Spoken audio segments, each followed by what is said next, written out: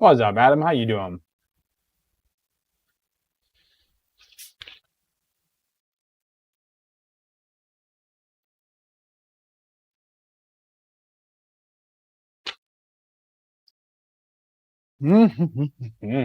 All right. I think we are ready for this.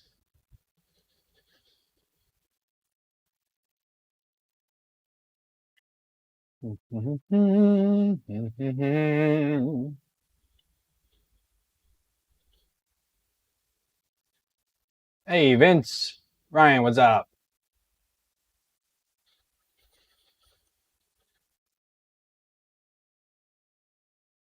Aaron, yep, Mo Clipper tonight.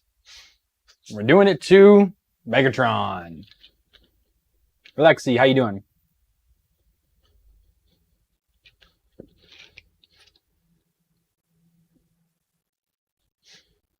All right.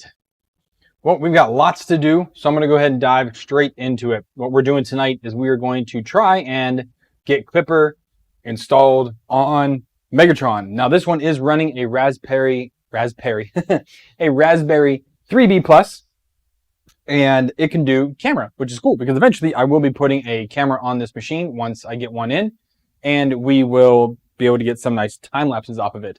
Now, when I did this to Ultra Magnus is only using an Octopi, as I will not be using an Octopi. My goodness, listen to me. It is using a Raspberry Pi Zero W, and that is because that will not be running a camera, and a Pi Zero W is more than enough to run it. So because we have 3B Plus in here, we can do camera stuff, which will be fun. And I already have it installed on here. It is right here in a tastefully color matched little case, so it will work for us.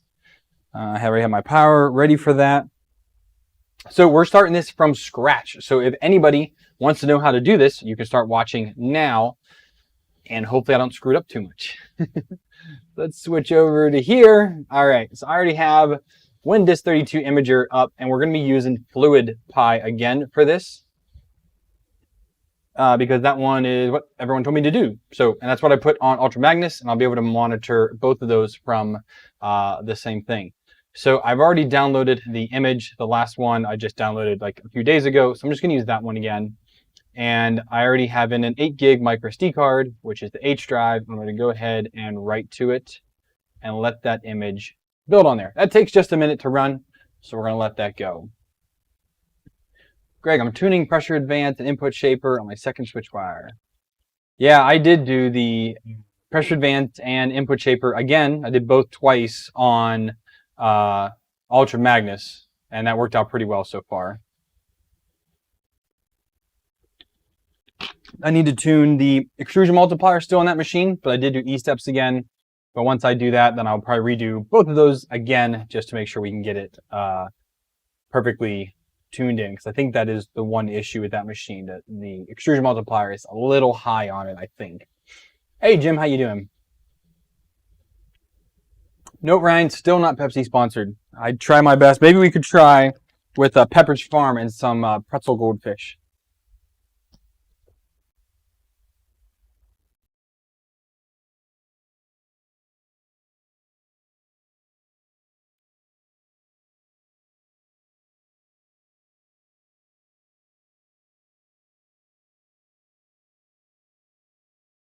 Pretzels make my mouth dry.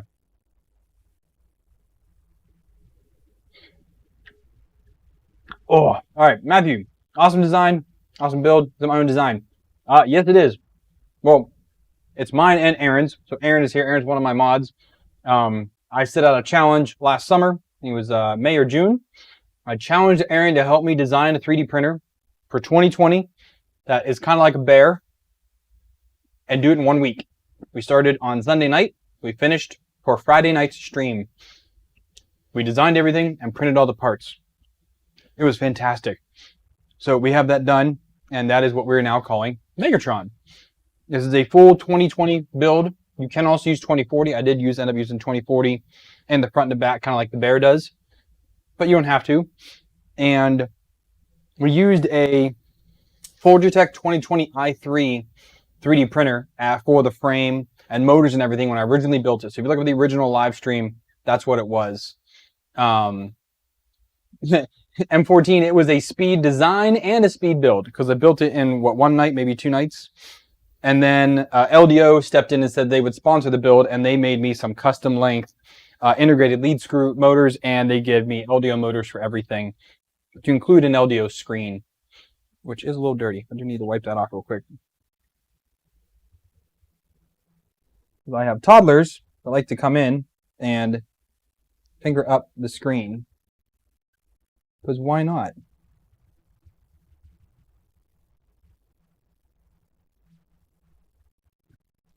But yeah, if you want the design for this, I will put a link in the video description for MegaTron if I didn't already. Or you can just search on the channel for MegaTron and you can find the previous builds. There's also a there's a playlist of all the builds, all the videos pertaining to this particular printer, and you can find the builds over on Prusa Printers.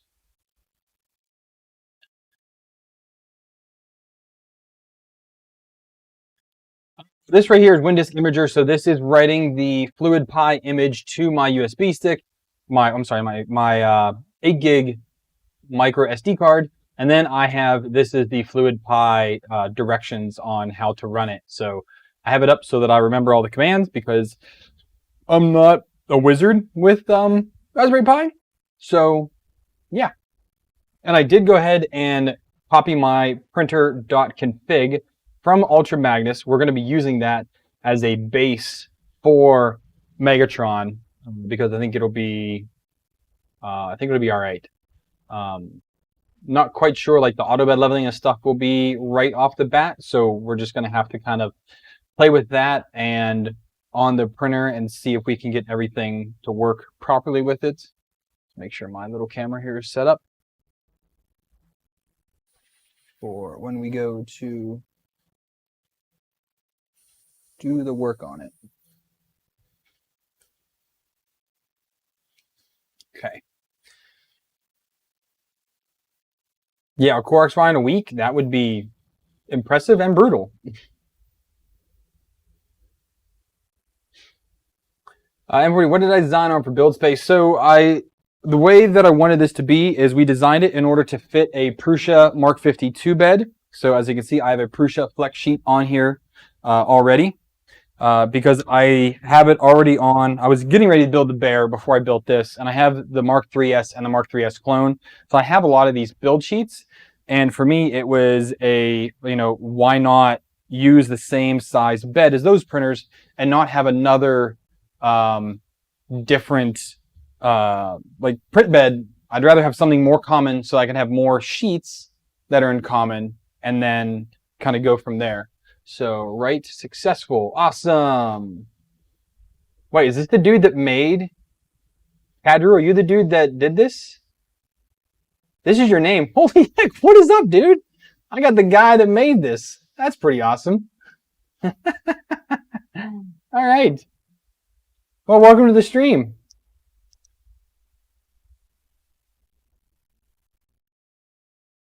All right, we're going to go ahead and put that in, and then we can... Oh, wait, before I do that, I need to do the network. See, I already have the directions in front of me. I'm already stepping ahead of myself. I need to do the network config real quick. So here we are. Whoops, where'd you go?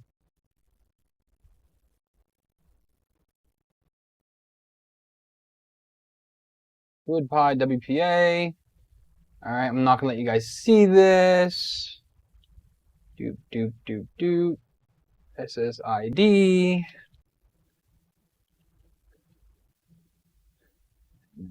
Password goes here.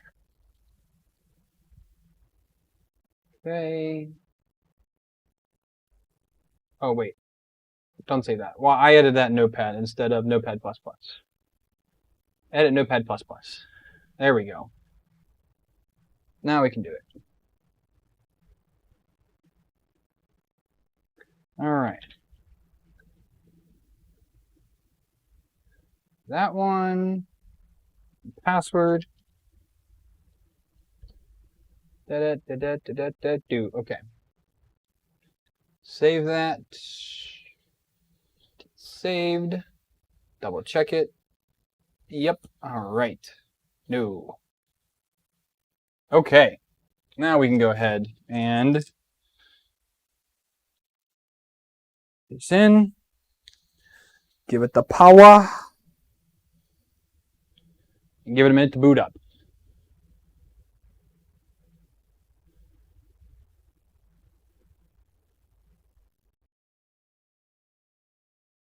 Eddie the engineer is here? I've heard lots about him. What's going on, man?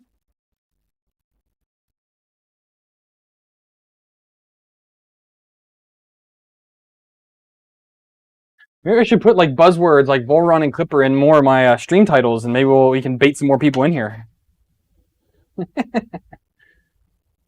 Okay, so I need to find the IP address real quick of my new Pi. Touch devices. It's probably gonna give it the same IP address it was because it registered the MAC address.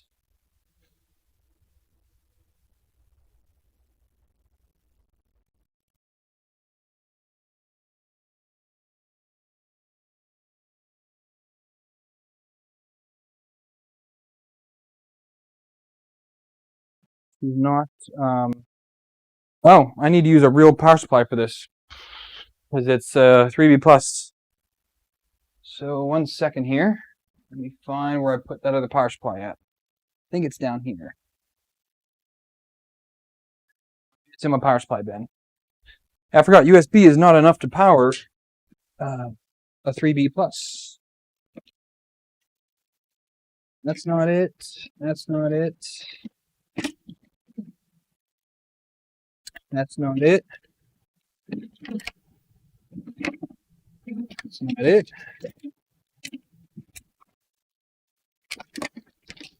This it? But I think nope. That's not it. Okay. I gotta find a power supply. Hang on a second. Where's a power supply that I can steal? Where'd the one for this one go?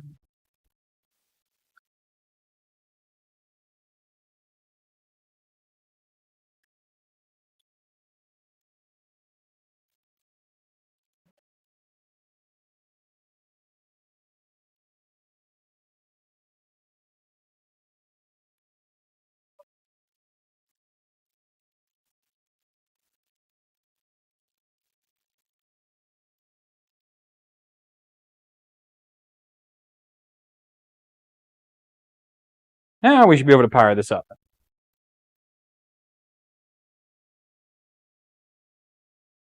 Yeah, now we got lights. Okay, there we go. Sorry about that. Now we gotta wait a second.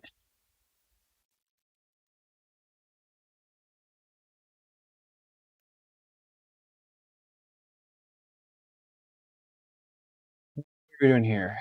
Yeah, so sorry, I had to, it wasn't powering up via USB because I just had USB to the computer. That was enough to power the Pi Zero that I worked on the other, what was that, on Saturday, but it wasn't enough to power the 3B plus. So this is now booting.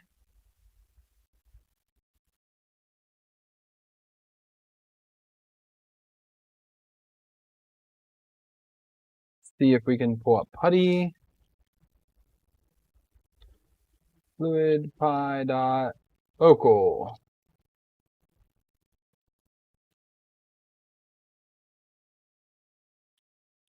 I hope if I spelled it right.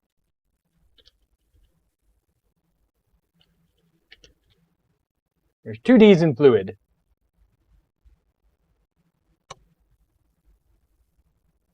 There we go. All right, now we have this. So we got our standard password.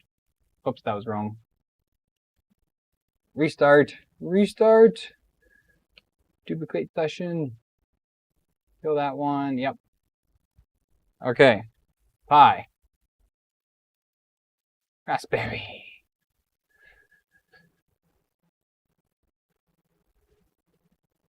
Do. And we're in. All right. There's Fluid Pi. So we're going to do sudo apt get update. Eddie the Engineer, you watch my stuff? That's awesome, dude. And thank you for 10 bucks. I do appreciate that.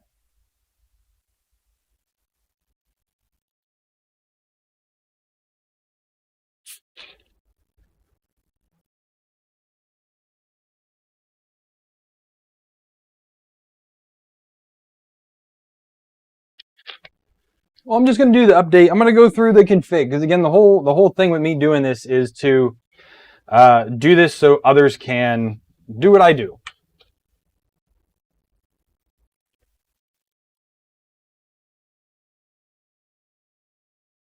Got an FT5. Thanks for my videos back in 2018. That is super cool, man. I still have my FT5. It's right down here. That is my ABS machine. Pretty much the only thing I print on that anymore. When I randomly do ABS, I need to print more on it with other stuff, but yeah. Very cool, very cool. Yes, I want to continue. Yeah, rip folder tech. It's a good machine though. The FT6 never took off well enough. There's too many issues with that.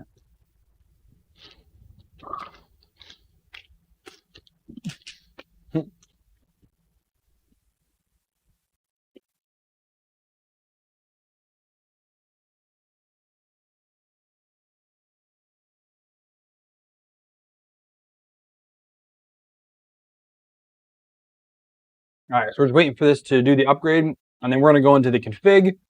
We'll do passport, location, location. There we go. And I'm going to change the host name because I like it to be something other than FluidPie. Because I'm going to name the different machines I do. We have Ultra Magnus. This is going to be MegaTron.local. Makes it easier. Eddie, that is super cool to hear, man.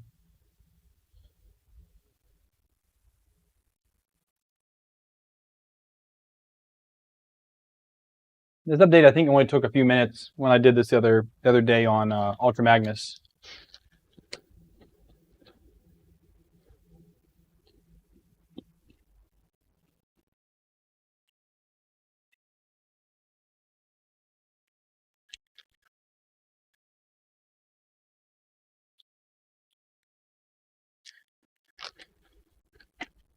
And one thing that would be cool for plugins is that if I could do time lapse in Fluid, that would be cool.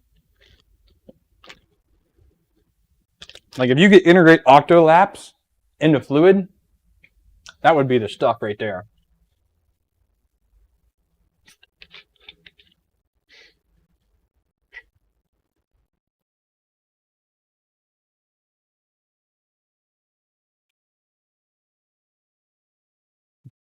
Time lapse is coming. Ooh.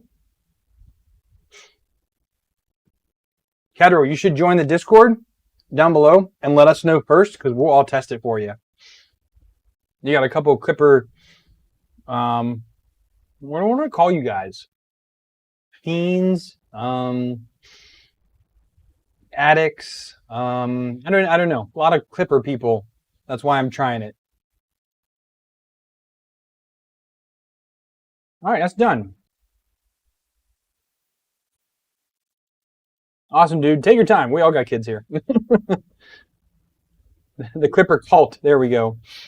Okay, so I'm going to do sudo raspi config, and then my current password, which is raspberry. Let's go options. We're going to do password, new password, once, twice. All right, password's changed. And then we're going to go down here. We're going to do host name. We're going to change this to MegaTron.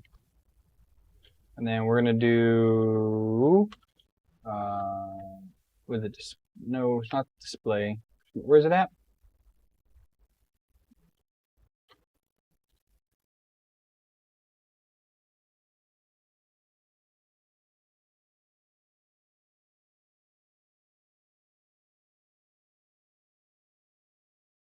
Time zone. Yeah, that was it. Good for that. And then go down, we go to America, and then we'll scroll down to me.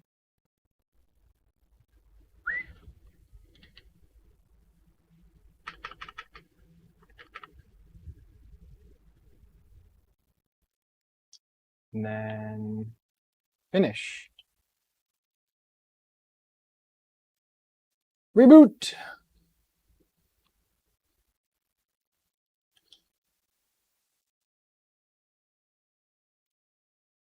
Let's go up to here and see if we can get to it. And then we're going to go to MegaTron.local.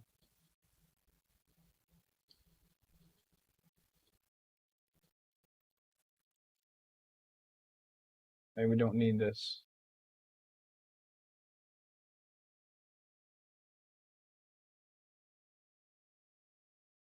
Still not working.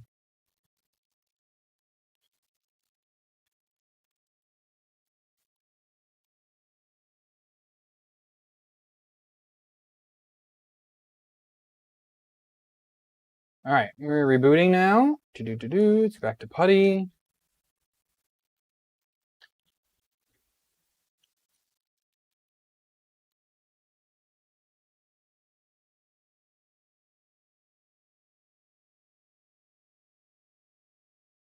MegaTron.local, come on.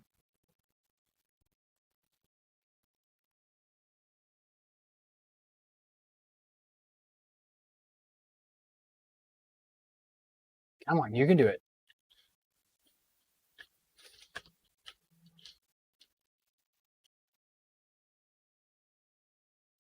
All right, I can get to it on putty now.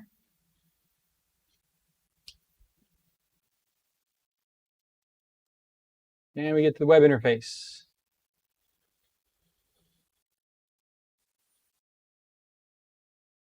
We cannot. Yeah, because it's not done booting yet.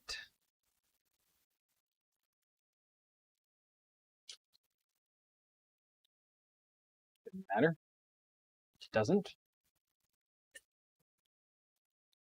All right, I can get to it in Pi, or in putty, but I cannot get to it here yet.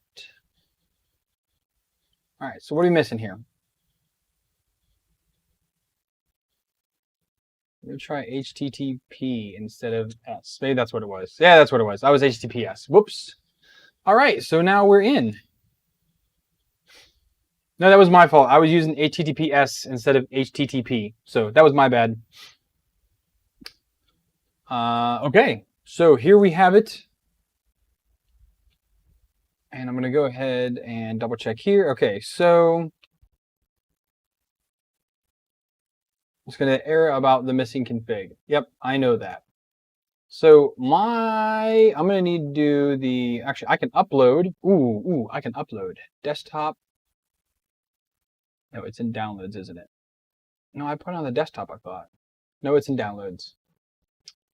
Printer.cfg. Sweet, there it is. Edit. All right, here we are.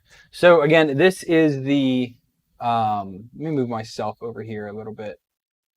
There we go. So this is the one from Ultra Magnus, and they're both using SKR 1.3. So that is working out. This should work out for everything there. And we're using 2209s. That's all the same. But and we're gonna have to fix these max positions. So I'm gonna pull up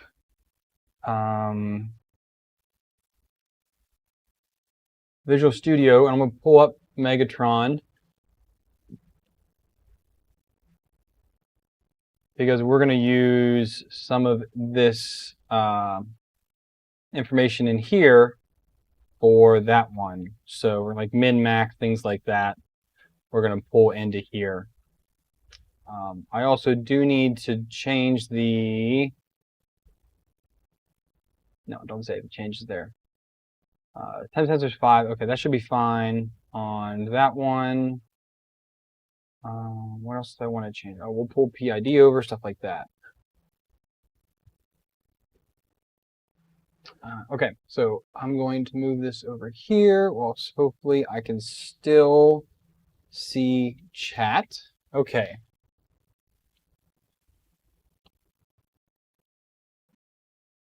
So we're going to, I'm going to get rid of all of this stuff down below because it's going to be totally different for this one. We'll go up into here. We're doing PID. I'm going to give it some starting values for this. So this one is,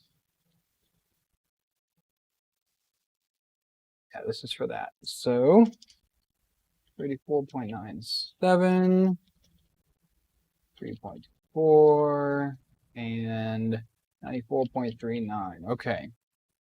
Let's scroll down again. We've got the PID for the bed. Let's comment the stuff back in. And 0.86. This one 2.27, and then 356.96. And we'll run PID tune later, but this will give us a little bit closer from the Marlin. So that'll work out well there. Let's see. So I have the same setup for drivers. I have the same setup for the hot end, the filament sensor, and all that stuff. So although this is, you're both using the same one, so that's fine.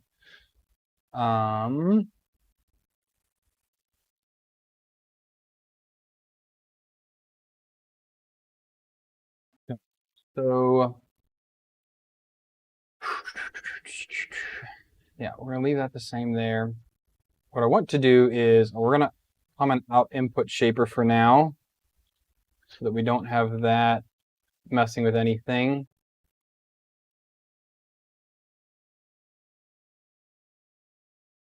Yeah, the MCU will be different. That is correct. I do need to update that. So I'm just pulling some values real quick from Marlin just to get me started here. And then, yeah, we'll update the MCU. So this is once I power on the printer, it's going to be the USB ID. But I want to get the sizes set up and my offsets here. So let's go down to, oh, let me grab that real quick out of Discord. Firmware.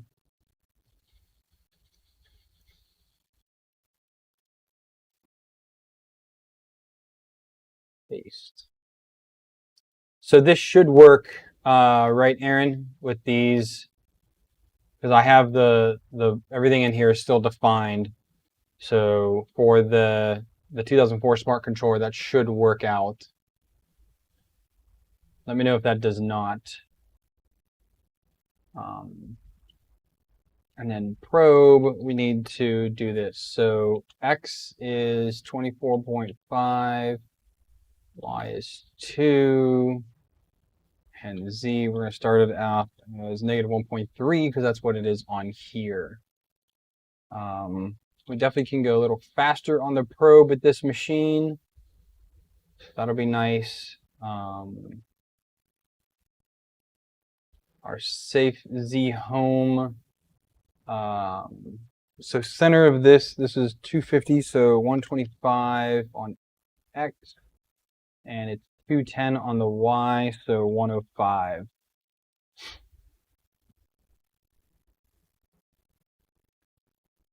Okay, that should be better there.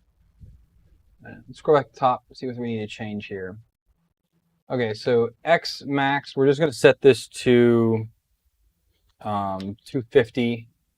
This is going to be negative, or this is going to be negative 24.5.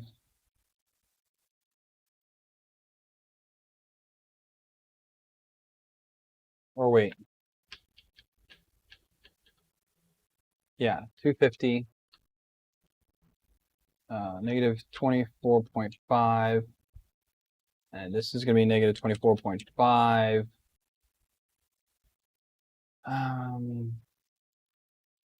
We're going to keep direction and all that the same. And then Y is 210.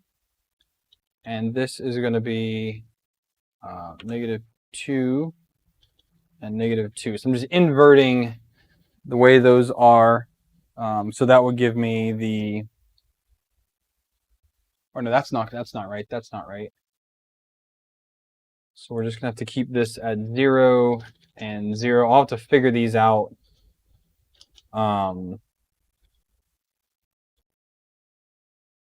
had to figure out how far off the bed those are, because I did not figure that out yet. And the max on this, I believe, is 270 or 275. We're gonna go 280, and we can come back and fix this later. So we need to do my little notes here. So we need to do Z max, and then we need to do Y min, and then X min, and then we'll do X and Y max.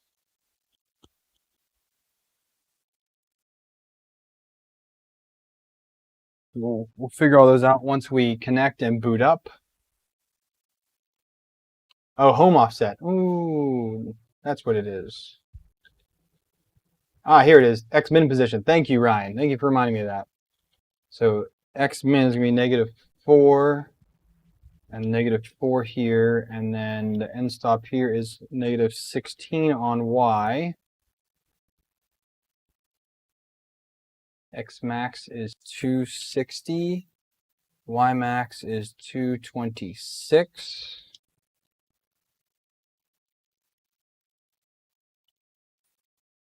And yeah, I have Z max set at 210, but I know it's taller than that. Because this is actually an older version of Marlin. I thought I updated that already. Thank you for the reminder, Ryan. Appreciate that. Okay, extruder. We're going to leave the steps at this. This is a 0.4 millimeter nozzle. We will recalculate the steps once we get everything hooked up. The sensor should be the same. The heater pin's the same. Again, this is SKR 1.3. It's exactly the same as what it was before. So, and then we're going to comment out pressure advance for now until we figure that out. This is dual Z steppers, so those should be identical. So this Z1 and that one are the same.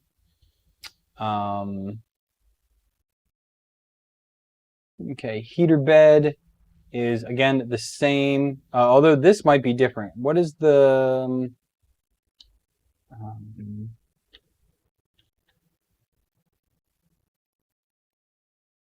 back up here real quick and see what is the thermistor value for the Prusa bed. Temp sensor bed is 1, and 1 is the Epox 100K, which is what I have on there. Okay, that's fine.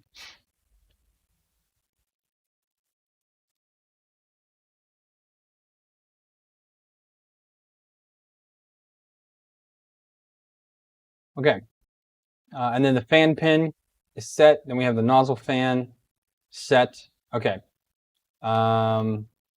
It's Cartesian. Yep. Keep all that the same. Okay, we have the steppers in here. All that is fine. We'll have to do the SG threshold. So this is for the sensorless homing. We'll have to do that at some point. We have the LCD here. This is the probe, which is hooked up to the X-Min. So I have that already in there. Ryan, it's in the cart. I ended up not ordering last night. I'm trying to order it tonight. So the filament runout sensor is in here. I have all those macros set. I have the bed leveling set, so we're going to have to set these meshes up. I'm going to have to remember how Kennedy told me to do that. But let's save and restart, and I'm going to go ahead and, okay, we'll let that restart, and now we're going to pull the MCU. So if we go into here, and then I need to find out how to do that again. Where is that at? Documents here.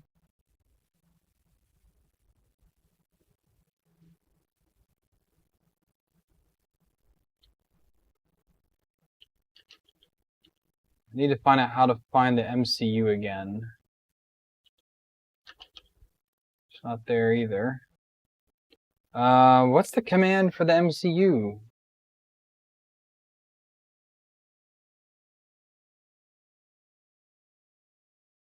Ah, thank you, Adam. So let me get back in here to here.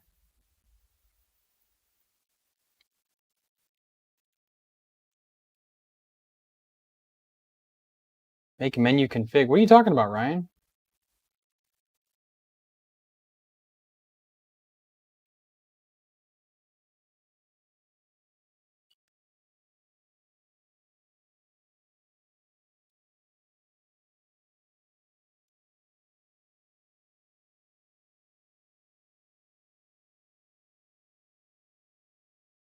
Oh, okay. So CD Klipper. Probably do it over here. And then you want me to do a. All right. So ring Klipper, and then make menu config. Oh yeah, I have to do this part. Why was that not in the thing?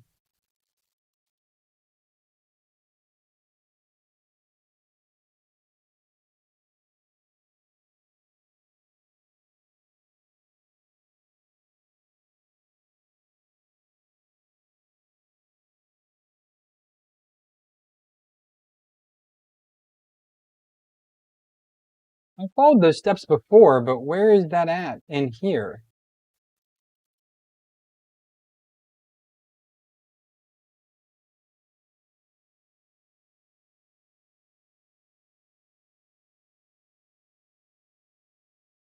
I'm in the FluidPy repo. Oh, not in the FluidPy repo.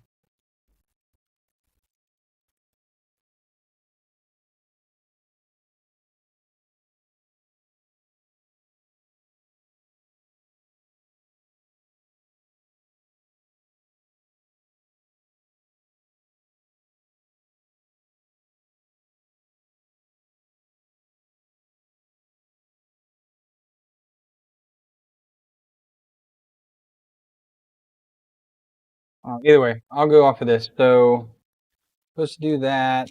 I have to set this to the LPC 68.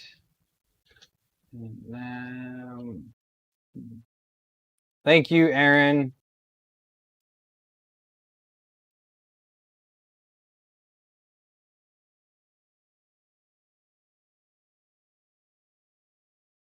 Where's the picture for the thing? Because there's one, it gives you the picture of what to pick on here.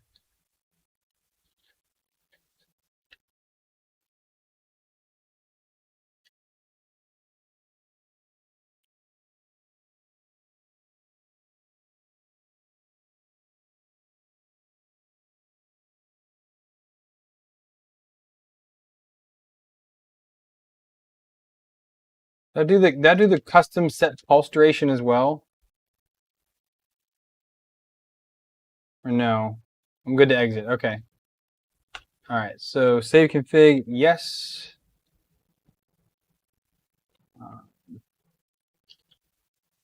And then make.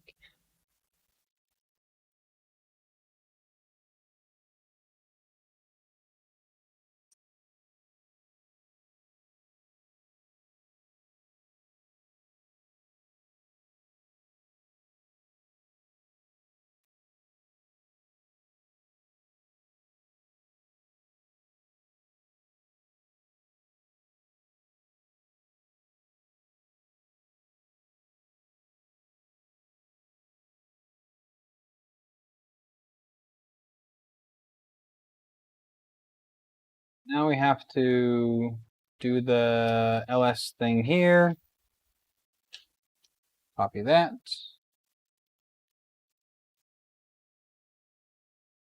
Cannot access. Okay, what did I do? I'm in Klipper. And it is connected to the, well, the machine's not on. Derp.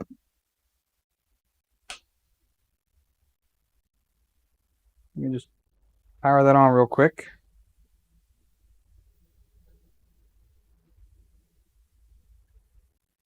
Let's try that again. There it is. All right. So we're going to do this. Copy that.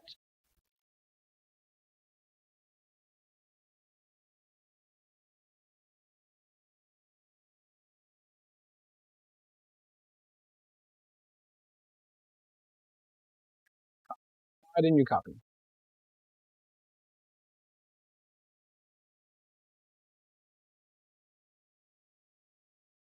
There it is. Okay. Now we can save that.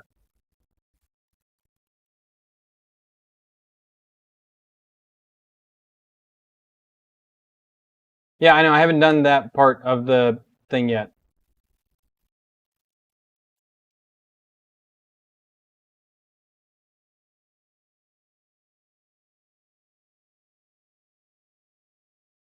The thing I just ended up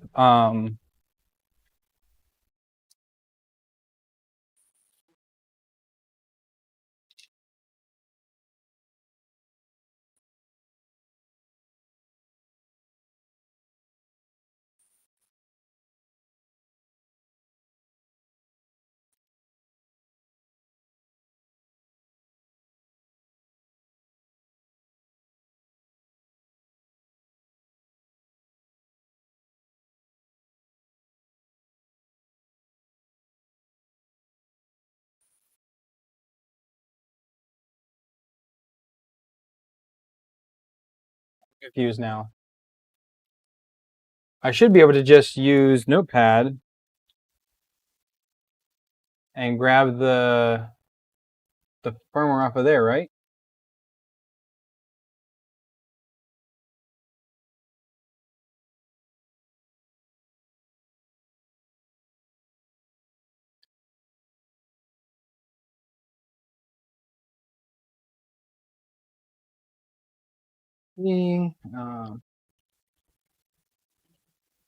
Local.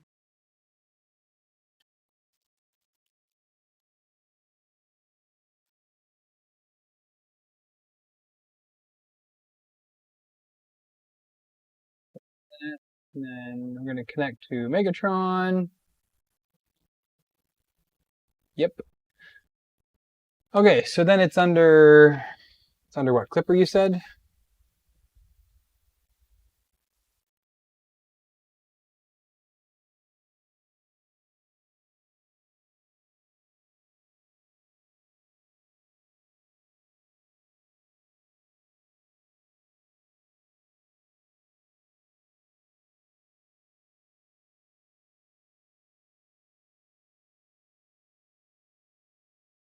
For out. Klipper out.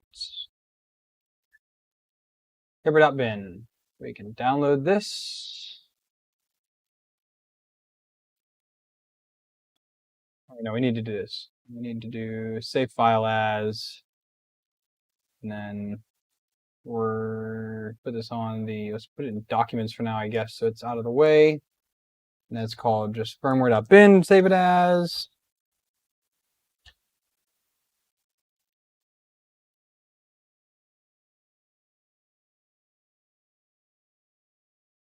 No, I don't want to open it.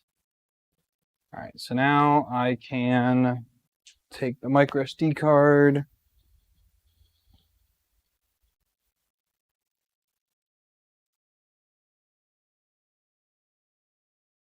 And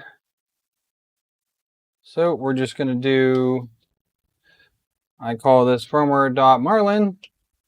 So I can save that. And then in documents, we can just grab this, paste it in here, and be good to go.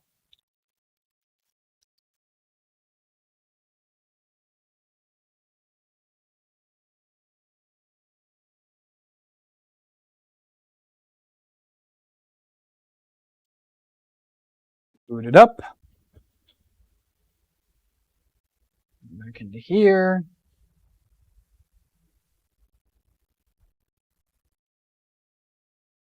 See if it works. Good game.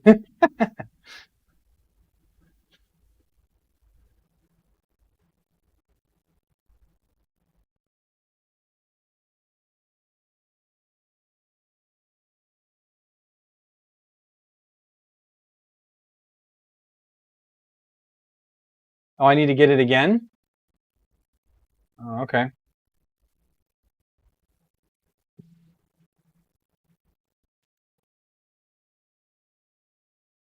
Oh, that's what you meant. I'm tracking out. I'm sorry. Yeah, because it says Marlin USB device. Now it's Klipper. I understand. All right, thank you for that. That's what you meant. I didn't realize the serial path changed. I thought it was just the ID of it. And holy smoking joes, there is the printer. We are connected.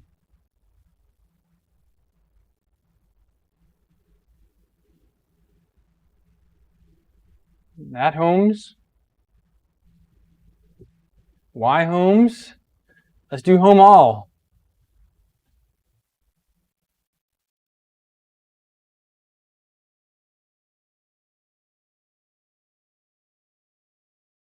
See if it actually does it.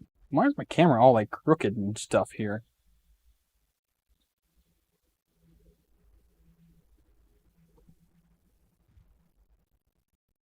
That works. Look at that. All right, we honed right there.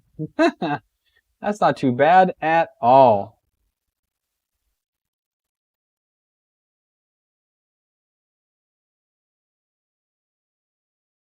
Part cooling fan starts up. That's cool. Zero negative China, as Nero would say. Indeed. Okay, so this is fluids for anybody that has never seen it before.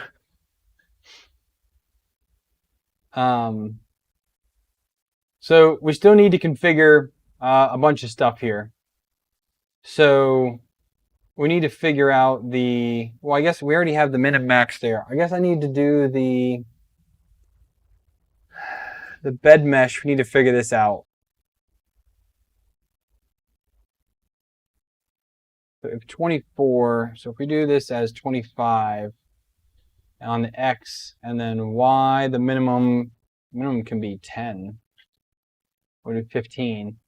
And then the max on X is, we can move 260, but we're 24 over. So if we do 242, and then Y, I can reach all of Y. We can make this at 205 and see how that works. And then the Z tilt, need to figure that out. So let's just save and close that. And then let's just home X. And gotta do what he said here. Yeah, we're gonna do Z tilt now. So nozzle to the center there is, we're gonna call that 41. Well, that 41. So I'm just gonna put these in and keep going back and forth so I don't forget them.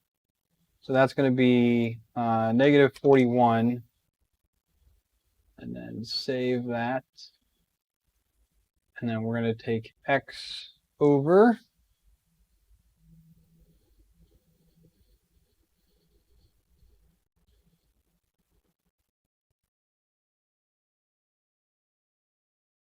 It's 246. Are you still in the bed? We can go a little bit more than that.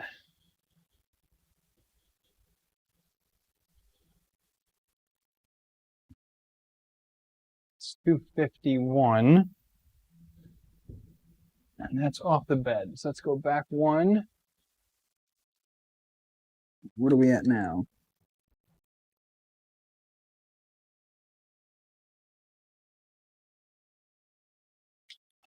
44, 43. Not quite perfectly centered.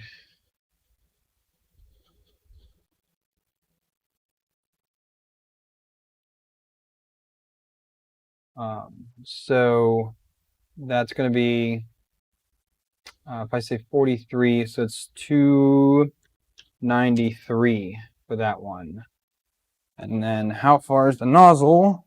This probably is going to be 10, the same as that one was.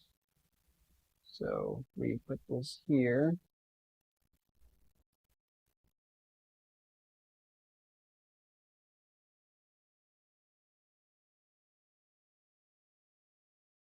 $15.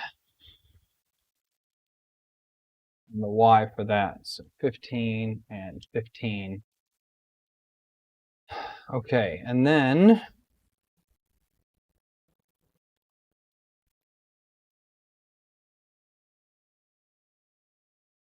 yeah, I think that's okay for the min-max of the mesh, I think. But we're going to find out. So I can always change it up, not a big deal. All right, and then the points we're going to do. So my x min is pretty small. It's what, -4, right? Yeah, x is -4. And then the probe is 24 over. So that means my minimum is going to be 28. So we'll call that, we'll call this 30 for that one. And then max on the Y position is going to be, it's going to be 105. That's easy enough. And this here is also going to be 105. And then this one is going to be, if it can go 250, we'll do 240 and see where that ends at there.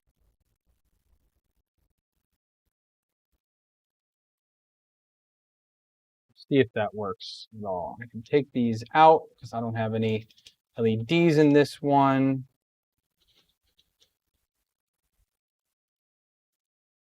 All right, so let's save and restart that, and we'll see if this works.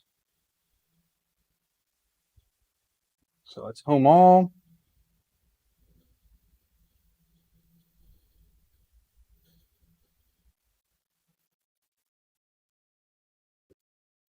That home's nice. That home's real nice.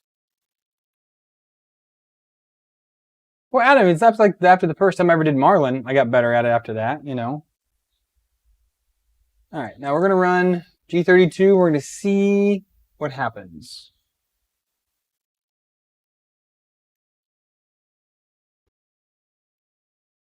Wait, homes again. I forgot about that.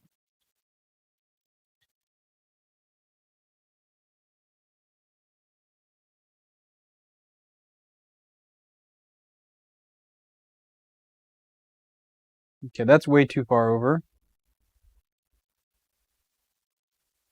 Okay, so now we know. Let's restart all this stuff here. So I can move X to the left quite a bit more. And it needs to come to the first point.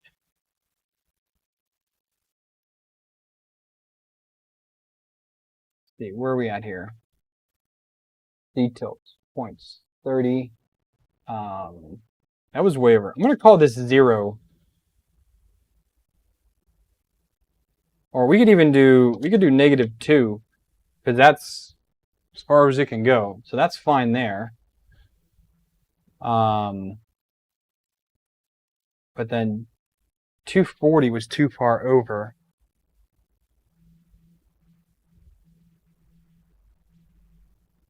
Well, it's 250 bed, and it takes into account that it's 24. 250 minus 24 is 226. So if we do 225, let's do a little less than that. Let's do 220. That should work. Save and restart. Yeah, Klipper does like to home a lot. All right, so let's go ahead and do G32 again.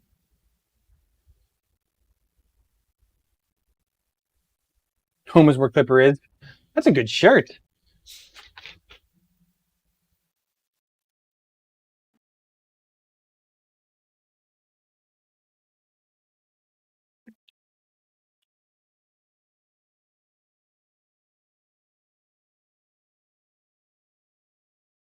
Okay, so that's -2. And this should go to... Oh man, that's spot on. Look at that. Look at that. Look at that. Look at this. Look at this.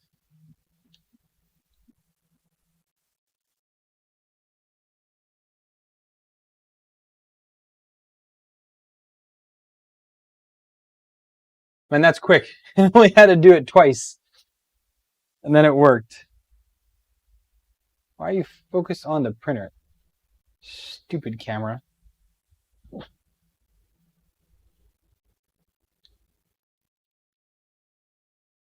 Focus on my pretty. I can pull that in a little bit, Ryan. It looks off on here, but it's actually, it's not. I mean, it's right on the edge there. So we'll go to 217.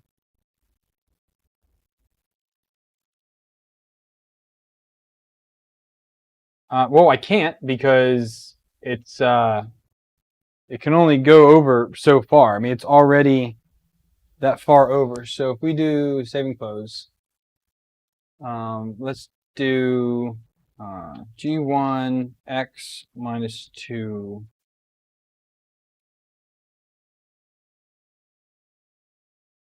Measure from the edge of the bed what it is.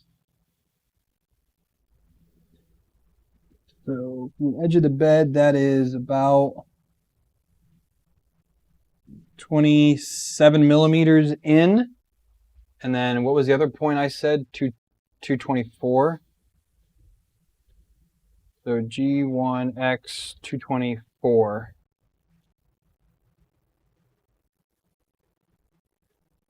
So if we take 27.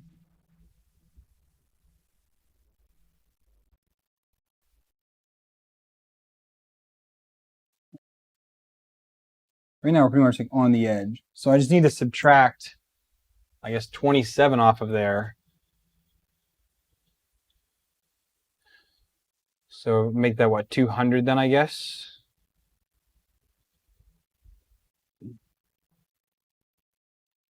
Or 217. So that's going to be even less, 190. Let's try that. Let's see how that turns out.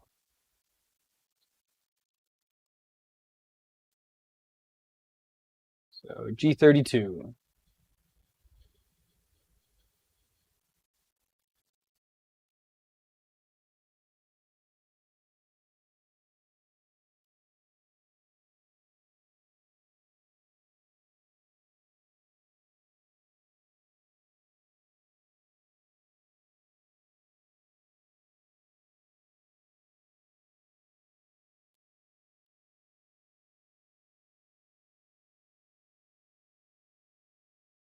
That looks pretty good right there. And it does it in one, because it's pretty close. Well, Eddie, so this already was working. So you got to figure, this has been running Marlin for the past few months now. So all the motors were already going the right direction. They're all wired and pinned the same way as Ultra Magnus. So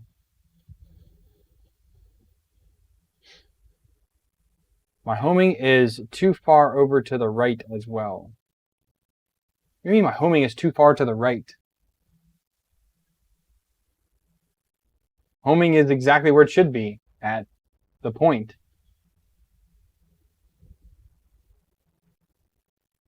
If I home all, it homes all the way over, goes all the way here, and then it puts the nozzle at the center of the bed. That's dead center right there.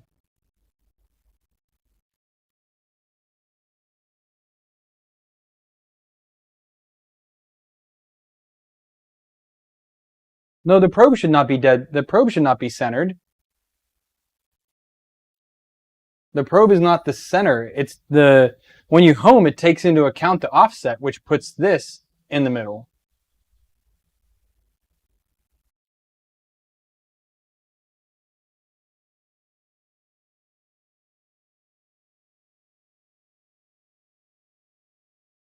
I'm confused at why that's wrong. All right, I'm going to try G29 and see if this works.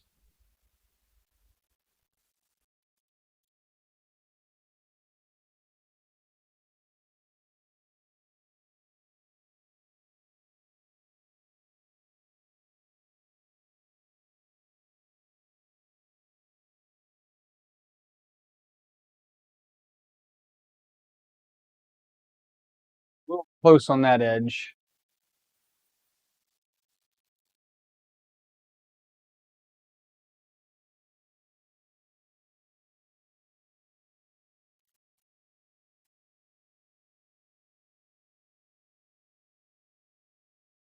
But so far, hitting all the points. That's pretty good.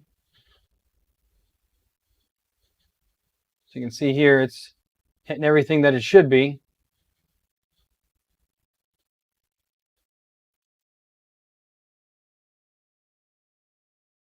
See what the grid looks like.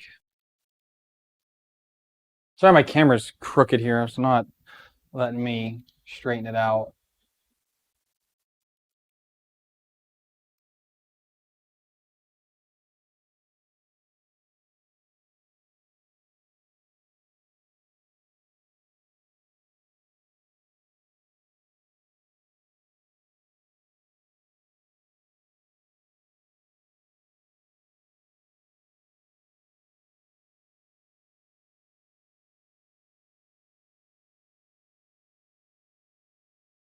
All right. Well, yeah, that's wow. Why does it look so bad?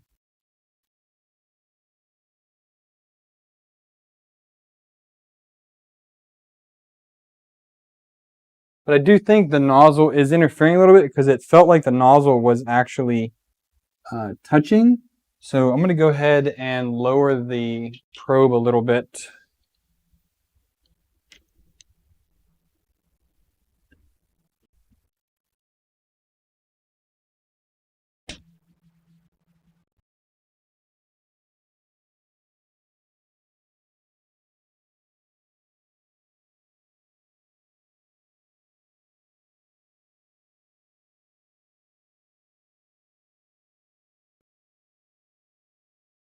Let's go right there.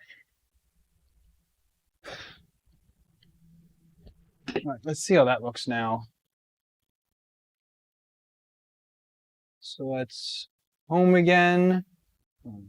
Home all.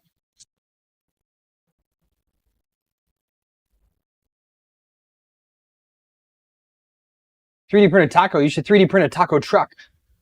We all know how that is.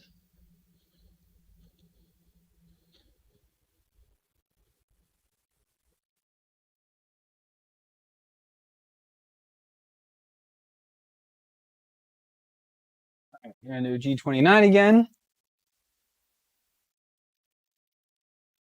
Oh, I wanted to change that 1 point. We'll just change it now and go for it later.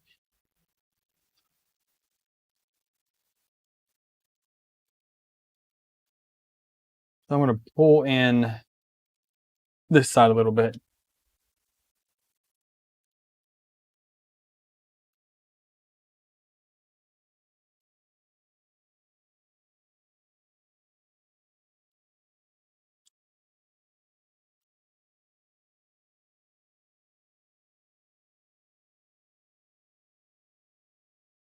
Oh, Aaron, I honestly, I think wholeheartedly a Volron will be this fall.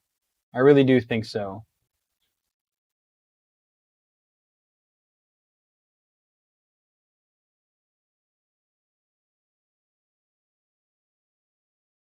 Like I said, if people keep using the links, like the AliExpress links, man, I definitely will be able to afford one come this fall.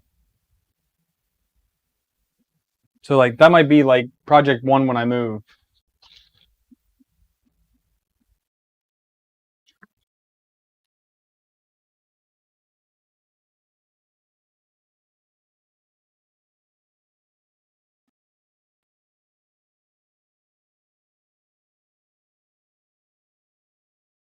All right, see if those look any better.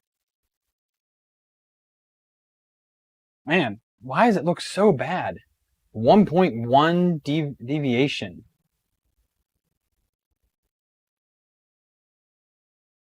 I am not getting it. Here's 0, 0. That is insane.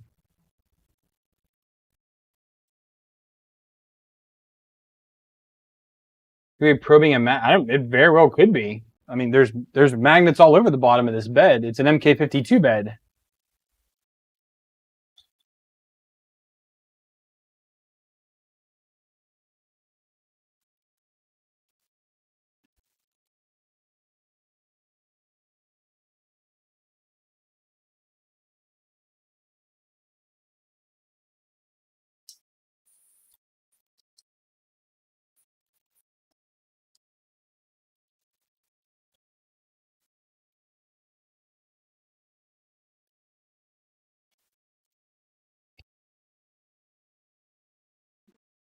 Off.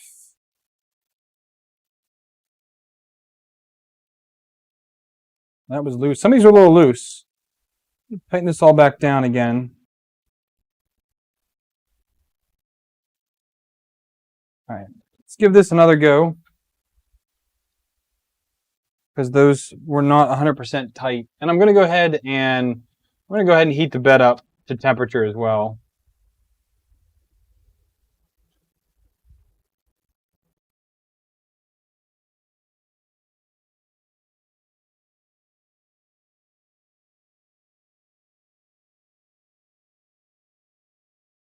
MegaTron with green extrusion? Nah, I like it with this way. I mean, I think if it was black extrusion, that would work. But again, I mean, I used a former 3D printer and made it awesome with MegaTron. The Forgetech 2020 i3 was not the best printer. You know, no one can really argue that. It worked for what it worked for. I had a Titan Aero on it, and I only printed flexible on that machine. But with the tiny bed and everything else, but throwing a lot of the parts in to make this worked out really well.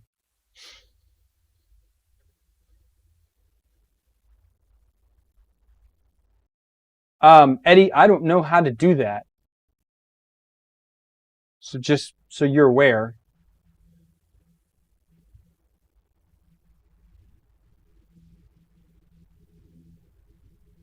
If you tell me how to do it, I will be happy to try. Look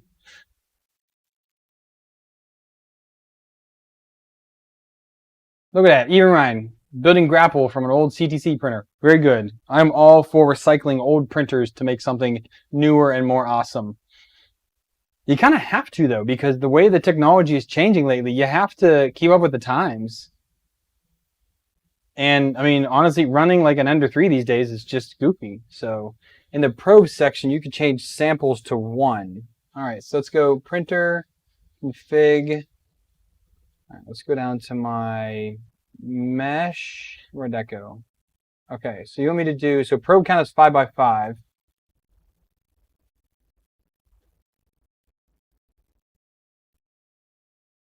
I don't have a sample, I just have a probe count.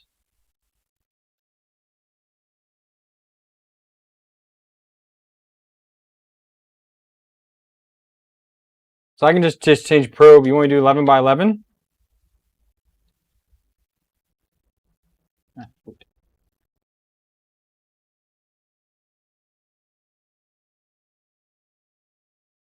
I lost my place.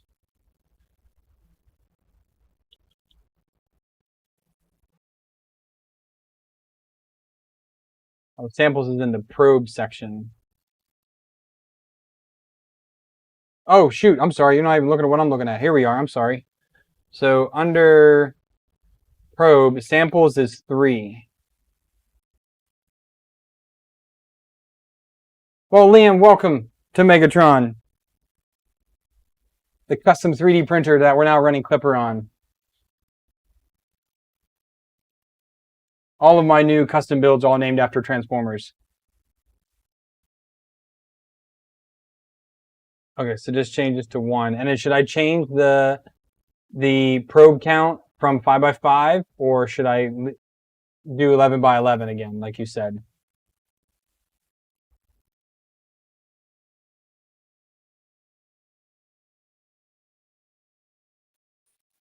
11. Okay. Save and restart. Off we go.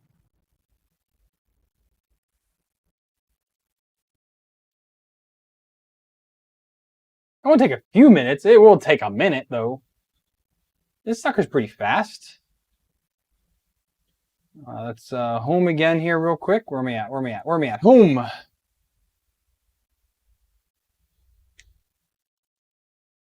Liam, I believe, so Aaron is designing Soundwave. Is he doing Soundwave as the printer or as the computer case? But Soundwave would be fun for one. But right now I have MegaTron, I have Ultra Magnus, which I built another day. I have the BLV Cube, which is Bumblebee, and I'm going to be building Optimus Prime soon enough, and he's going to have some fun stuff, a little bit bigger. G29.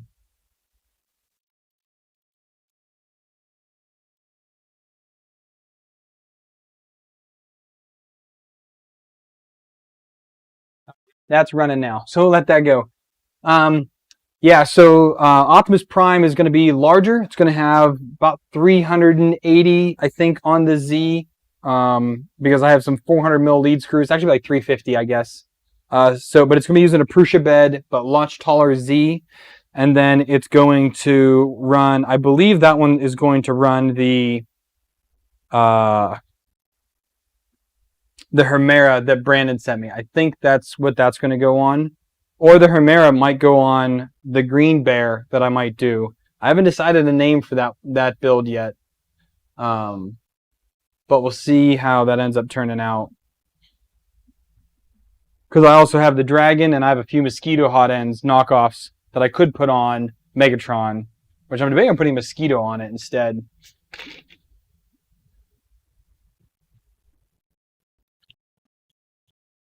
Yeah, Optimus is going to be red, white, and blue again.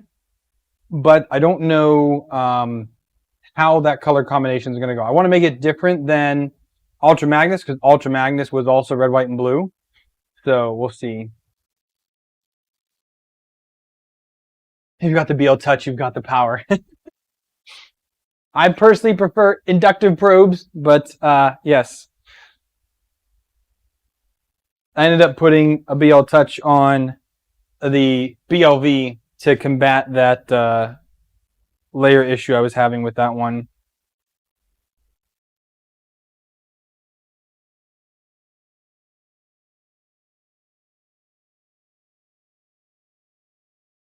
Oh, Shockwave, sorry, that's what it is. Oh, I could do red, white, and gray. I have, ooh, do I have gray PETG? That's the question. I know I have gray PLA. Oh, I'm going to have to look tonight. I'm looking up here. I have a bunch of my filament up top there that I'll be using. I got some, where's that one from? That's not Pantone. That's Paramount 3D. I got a bunch of PETGs from them. Chrome with flames. Don't have any chrome filament, but I do have Uncle Jesse gunmetal silver PLA, but it's still PLA. It's not PETG, and I would prefer PETG for these builds. Reserving Soundwave for something cool. A 3D printer is something cool, Aaron, and so is also a custom-made PC case. That's cool too.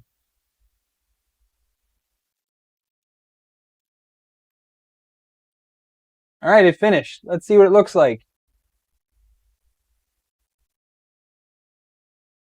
It still looks horrid.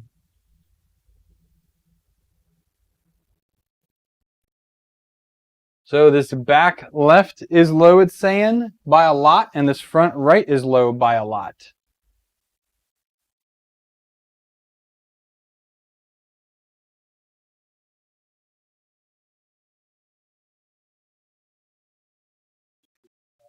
Started the temperature, we rebooted it.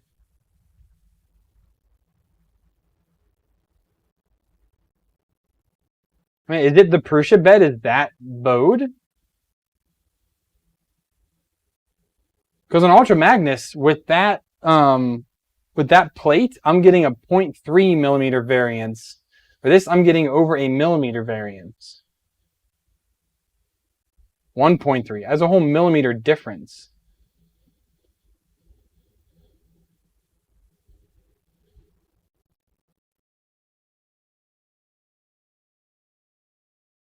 I'm going to heat it up and see if it gets any better.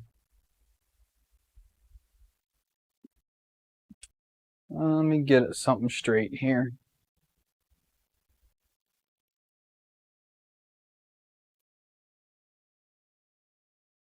My mod ruler.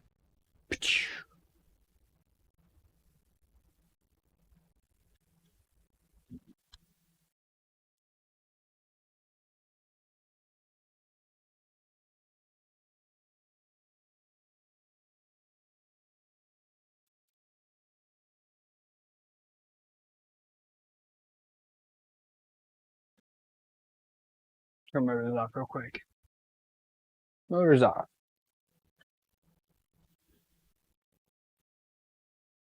And if you feel a difference, I can feel a little bit of a difference. Front to back here, I feel the middle is high.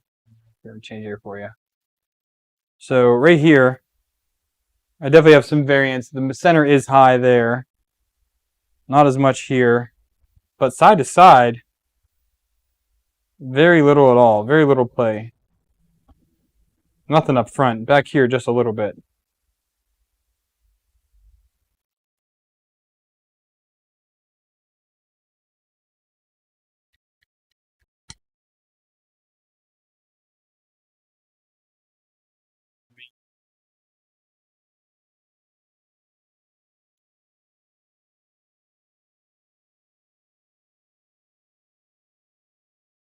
No, man, I don't really see. I can definitely see here the middle is a little higher.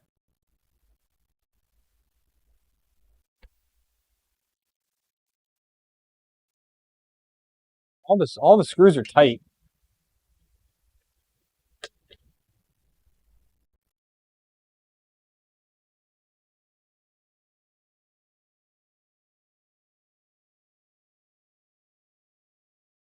I can definitely see it over here.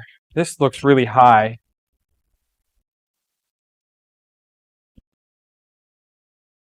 Everything is locked down solid.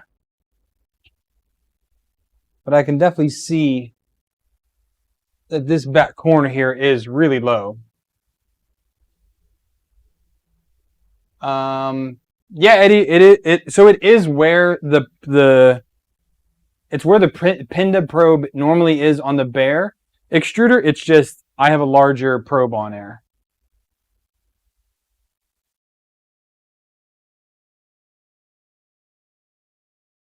We could do probe accuracy tests, yeah. But again, I can definitely see this back corner here is low. So where's our 0, 0 at? So yeah, this low dip here definitely is that. Oh, I keep forgetting to share the screen. I'm terribly sorry. So this back slope here, that's definitely there. Like that's definitely low there. But it's also saying that the back right is low. It's saying that the front left here is low too, which I don't see at all. I do not see this front left being low or anywhere on this side that low. It's just this one, the right side that I see. Can I loosen the... Yeah, I could. I mean, it doesn't really change jack, but... There, it is all the way loose. We are still way off. Like, I'm going to attempt to show you this.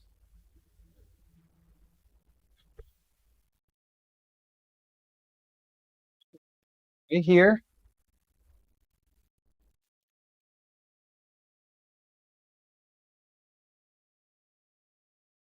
Can't get the camera any lower, can I? Hang on.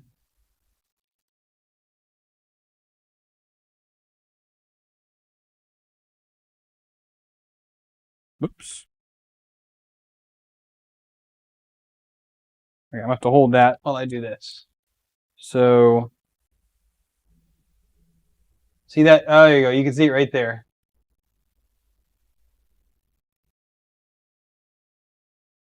See how off that is there?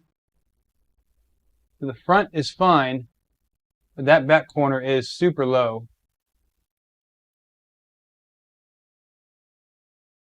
No, the Y carriage is from Prusa. I don't think it's the carriage. I wonder if I'm using the wrong size spacer there? That's the only thing that I can really guess. Sorry, 1 second. I need to switch cameras. Let me just make sure that that spacer is right. Now it should be, because I bought all the spacers in a kit.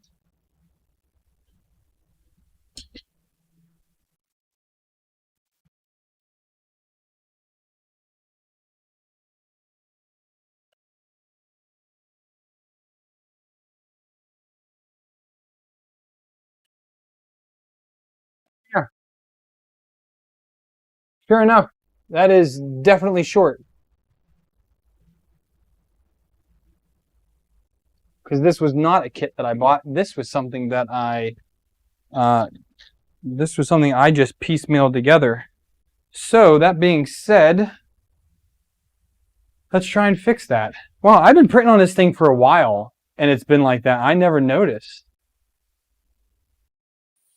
So I'll give this one a win to Klipper for being able to show me that. Where is my standoffs? There they are.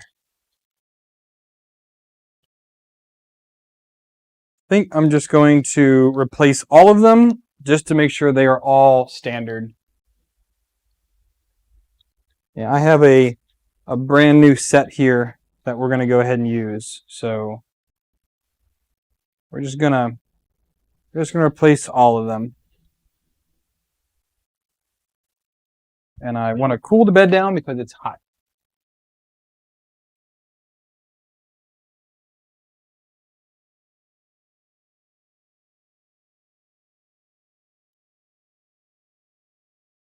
Again, this was I built this one in a week, designed and built in a week. So the fact that I used wrong size things and didn't catch it, you know, things happen.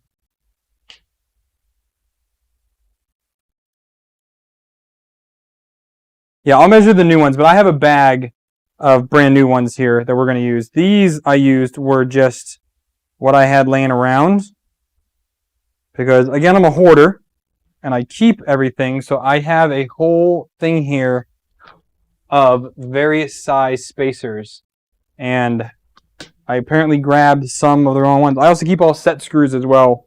When I take 3D printers apart, I keep all the set screws because that honestly has come in more helpfulness, handiness than I would probably care to admit.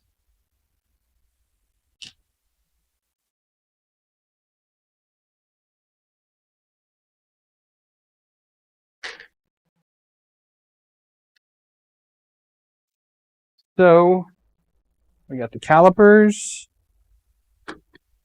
Pull out 9 of these. I actually, Adam, I bought Bondtech ones from their website. I think they were like $1 a piece. I bought 4 or 5 of the 2 different sizes that they have on there. So 1, 2, 3, 4, 5, 6, 7, 8, 9er.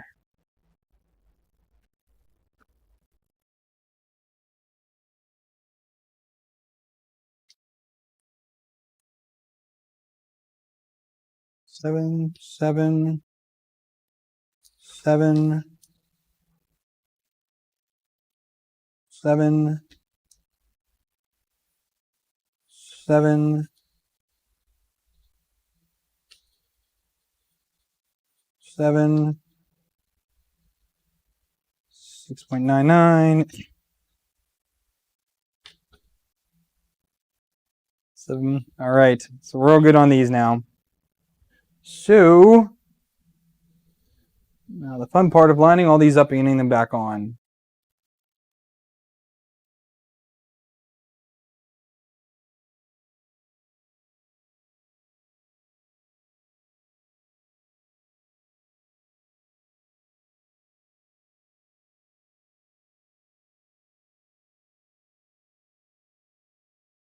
Okay.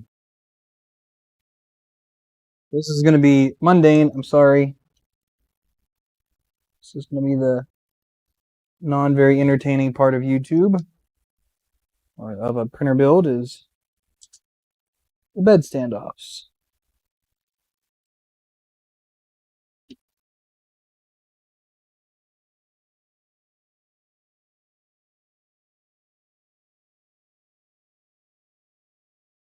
It is expensive, but it's the only place that I could find the exact Bondtech set screw.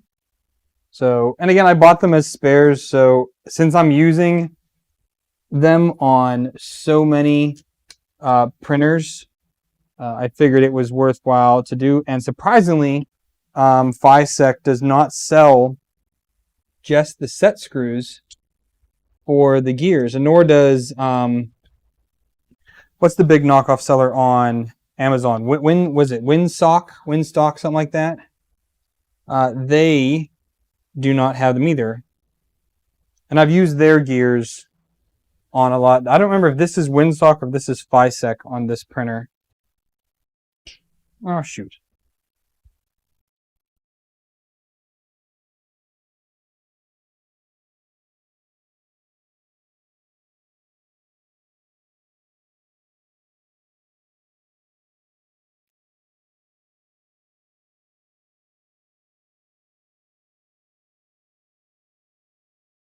One left to go. Where'd it go?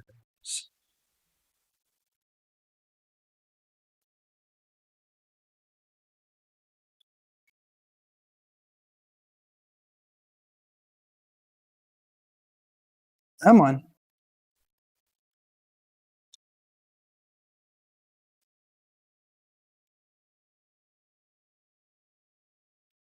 Okay, now we can tighten these down.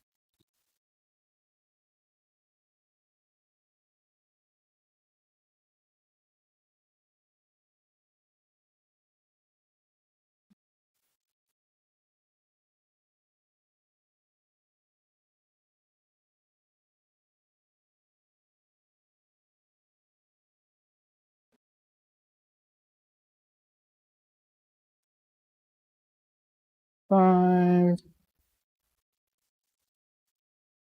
6,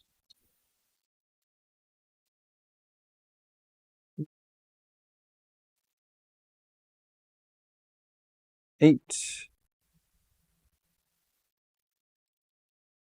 9.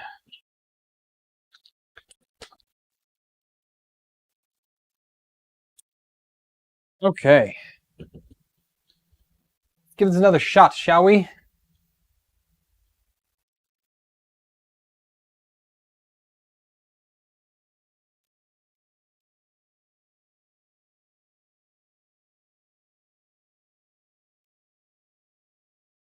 So let's do, we're gonna do a G32, because now it's obviously gonna be a little bit different. It should hopefully get there faster, potentially, right?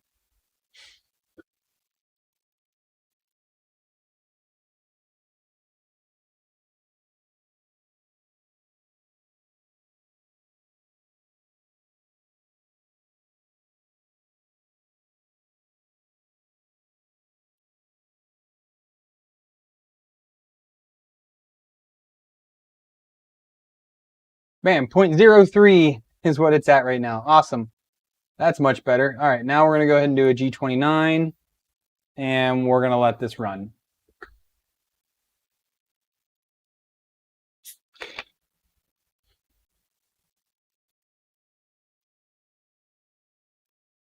Adam, which Prusa clone do you have? Do you have the Prusa Mini or the Prusa Mark III S clone? Because I have to tell you, the Prusa Mini clone is phenomenal.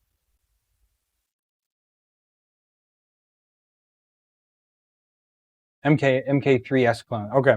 I have not done that one. My Prusa clone is completely DIY.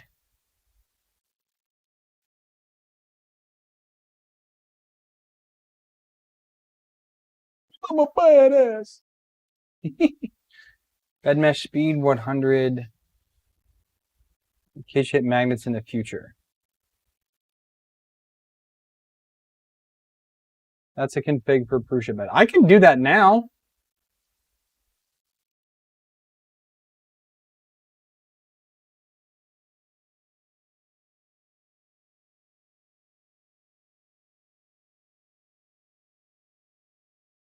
Better than what I'm running right now.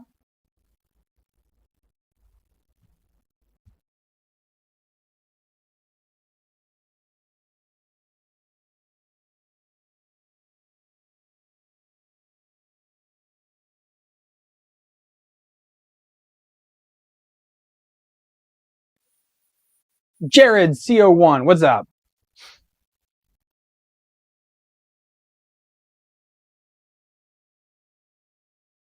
We're doing Klipper. We're configuring it. We're figuring out that I poorly built my machine. Yeah, so here's the difference. How can I show this off easily enough? That one and that one. So there's the spacers. Look at the difference in those. Yeah, it's about a millimeter difference. That's why that back corner, that measures 7. All the rest of the ones that I was using was 8.3. So there's that 1.3 millimeter difference that we were seeing. I really hope this comes back better. Red light, what's up? And Steve Peterson's here. How you doing? Steve sent you the values. Well, thank you, Steve. I appreciate it.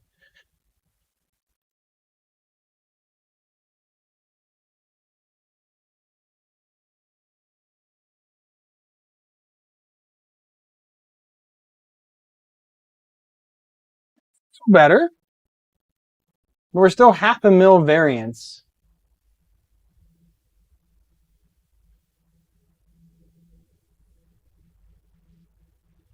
So 0, 0. So it's still saying that the front left corner and the back right corner are a little bit low. Oh, good gravy. I never remember. I suck at YouTube.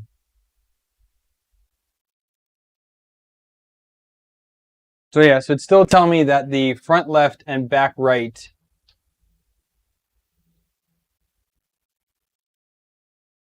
But this is also like a super accurate thing. Because if we go in, let me grab, Eddie, I'm going to grab your deal real quick. So if we go down, so I changed my samples back to 3. And then we go down to bed leveling. And I'm going to just comment out this.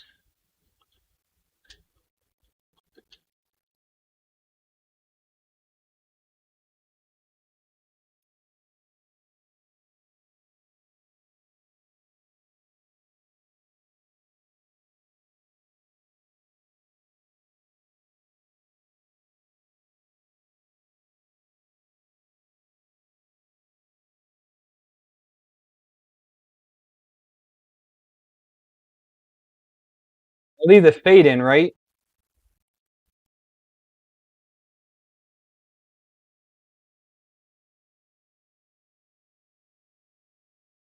Split delta Z, check distance 3, mesh.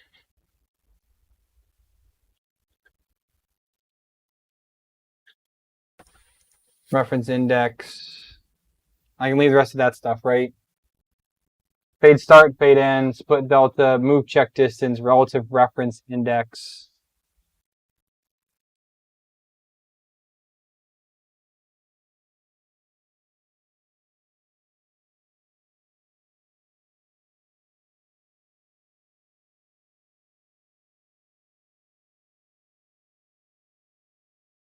And get rid of reference index. Okay.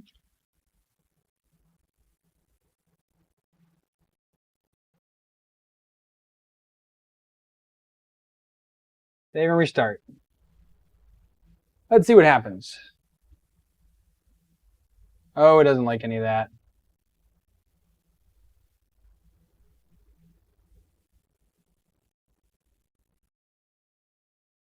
I commented them out.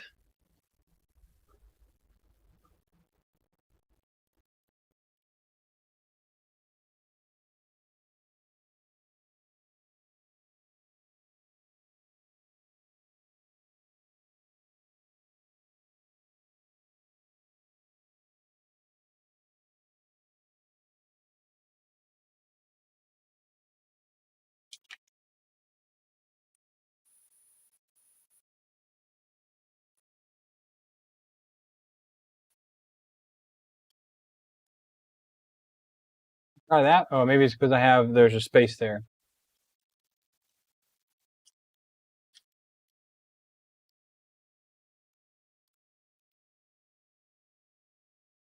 Let's try that. Yeah.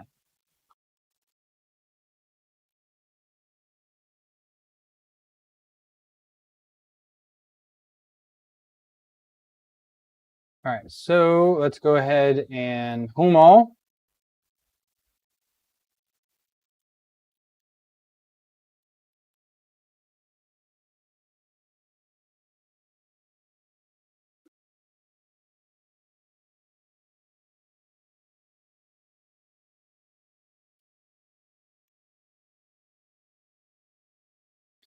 Jared, I did a let's call it a pound space for all of those.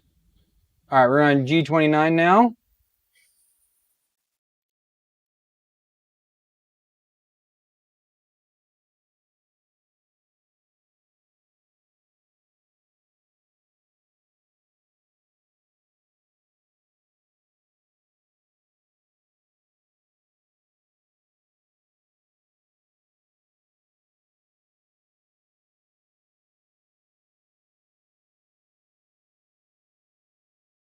Survey says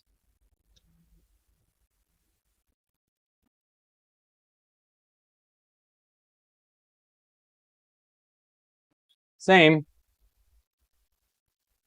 You know, it's better. I mean, it's now a 0.48 difference, but it's still showing that front left and that back right being low.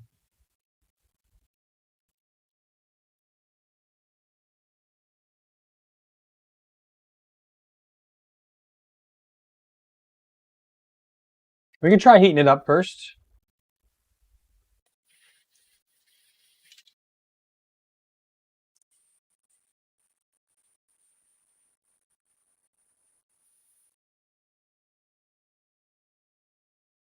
Let's heat it up and see what it is then.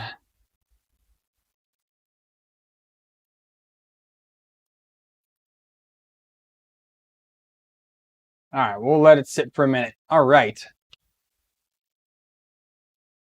In the meantime, I'm going to have me some more pretzel goldfish because I'm hungry. We've been at this for an hour and 40 minutes so far.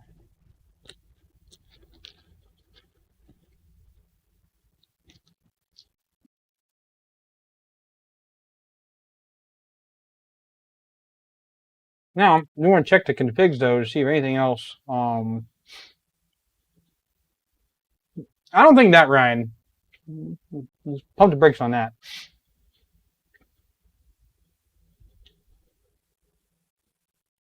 Just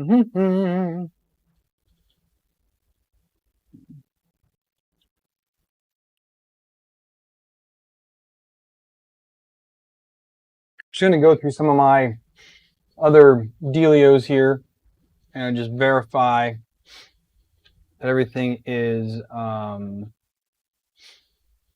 there. So, I mean, Klipper, again, the whole thing that for me is that with my custom printers, I'm kind of okay with doing that because the fact that I can run them on the one interface in Fluid and go between them, I do really like that because managing all of the SD cards is absolutely brutal.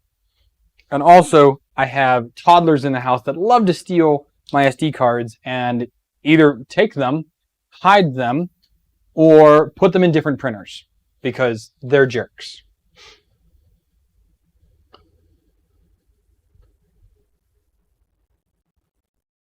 Anyone that has a toddler knows that toddlers are jerks.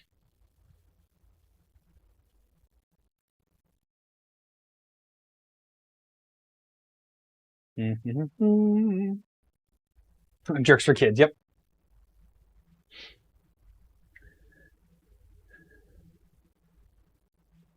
Oh, they do. My oldest will be 11 tomorrow. So my oldest is 11 and my youngest is 2. So yeah, I have 5 kids. I am all about the jerkiness of my kids. They kill me.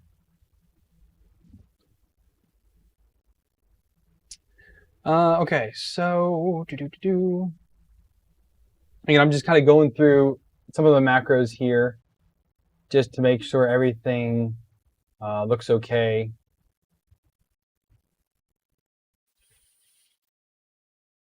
From Docker, I don't know what that means.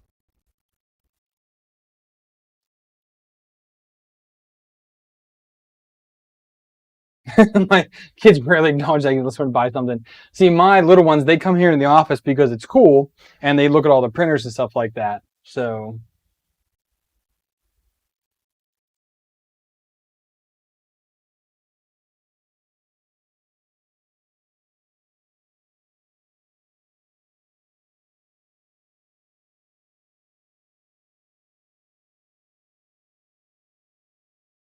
I need to change this here. So this is X is going to be 125, Y is going to be 105. I run Ubuntu. I'm not running Ubuntu. What am I saying? I run FreeNAS on my servers at home.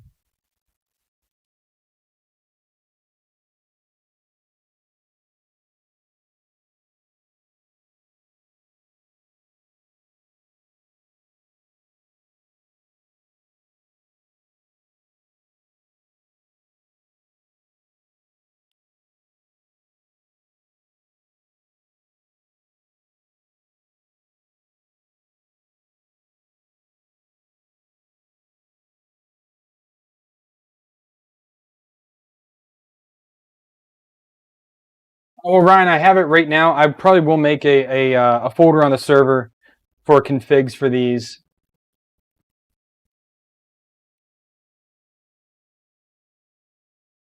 Yeah, I've been running FreeNAS for years. I mean, probably,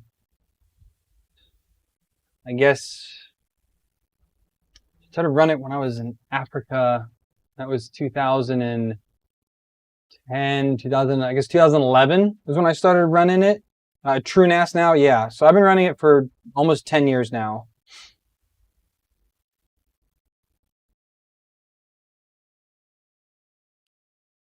Shins is okay, that's fine. Load filament. I didn't try those movements yet. I created this the other day for load and unload filaments.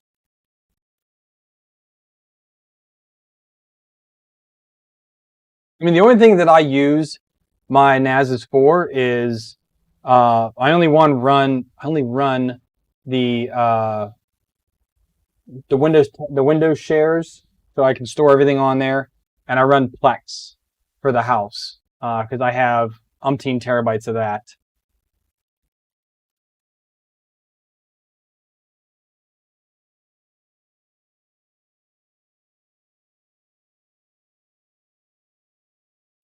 X to go. I guess it's fine. Doesn't matter as long as it goes somewhere.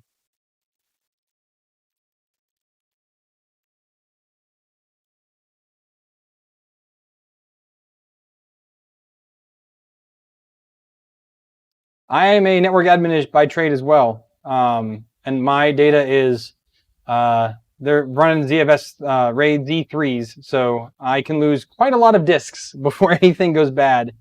And I haven't lost anything. We had this conversation the other day on my wife would divorce me if I lost data. So yeah, I have, where's it at? Yeah, so C3PO has 28 terabytes, but that's 2 RAID Z3 arrays. And then R2D2 is the other backup. And R2D2 is at what now?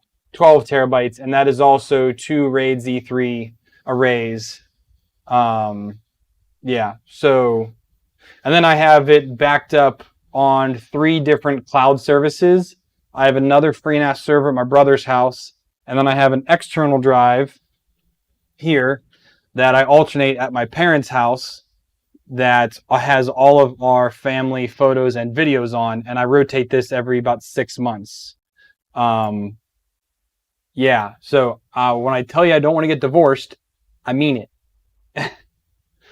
Yes, I only have one spare in R2D2. C3PO has 2 offline spares. So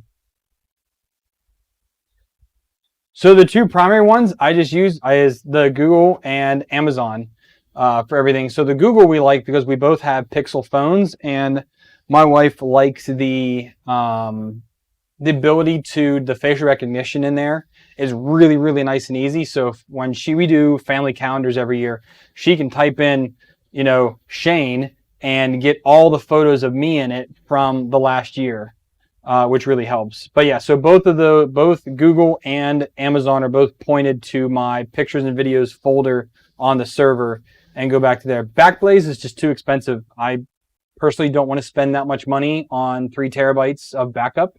So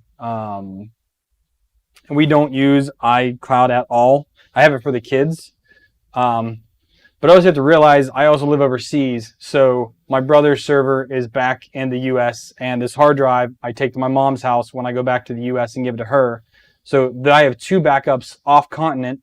Then I have the 2 cloud backups, and then I have 2 local backups here in the house between the 2 different servers, because one server's here, the other server's upstairs. So yeah, I am a little bit of a data risk adverse person. All right, so I updated those. Let's going to get back to temperature here. Do you think that's long enough to? Do you think that was long enough to soak the bed, or should I wait a little bit longer? I think that was a couple minutes.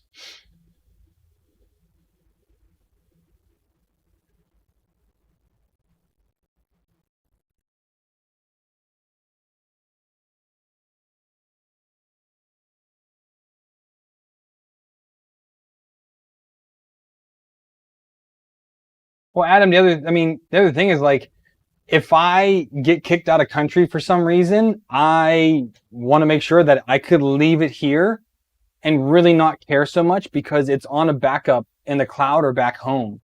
So that's always a concern.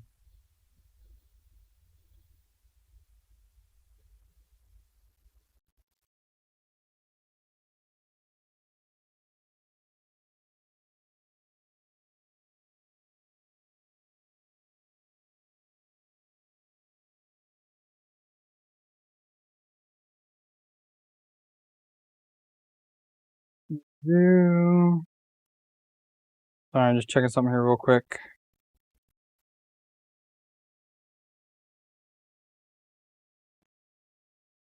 I wonder if we need a new filament sensor flag for MegaTron. I haven't had issues with it, oddly enough. This one hasn't buggered me at all, so that's okay. All right, now we're going to go ahead and do G29 with a warm bed.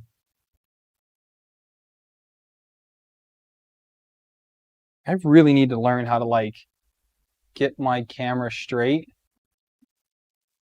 The problem is I'm using like a $10 newer arm. So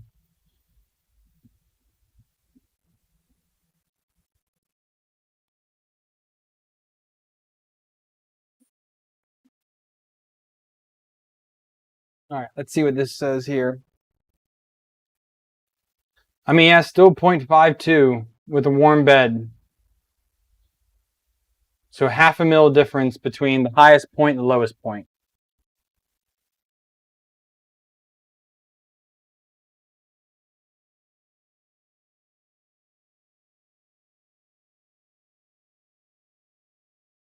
So I'm wondering if, I don't know if that's the bed itself or, let's do this. This is an original Prusa sheet. Let me throw a different Prusa sheet on just to kind of rule that out. So here I have a brand new Prusa sheet. This one hasn't even been printed on before. And let's run it again.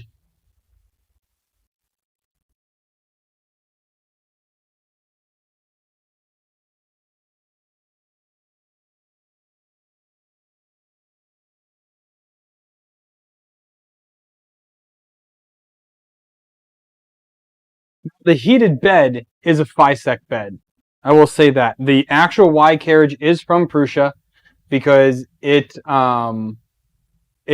pretty good. But the heated bed is FISEC because I'm not spending like $80 on the Prusa bed. I'm sorry. I'm way too cheap for that.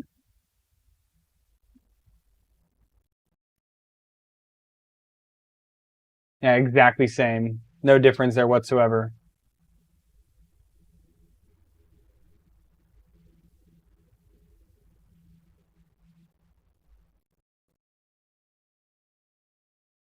So I guess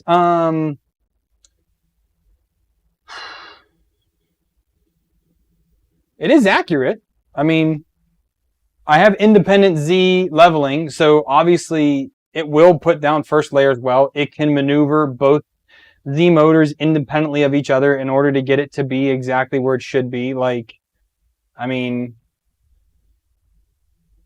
it should be fine. Well, Mike, I mean, the bed could be bent, but here's the thing. Wouldn't the flatness of the Y carriage pull it down? Because that's what kind of confusing me is that it seems more like it would be that flatness would pull it down into levelness. Those are probably wrong words to use, but you know what I mean. Yeah, we can do PID real quick.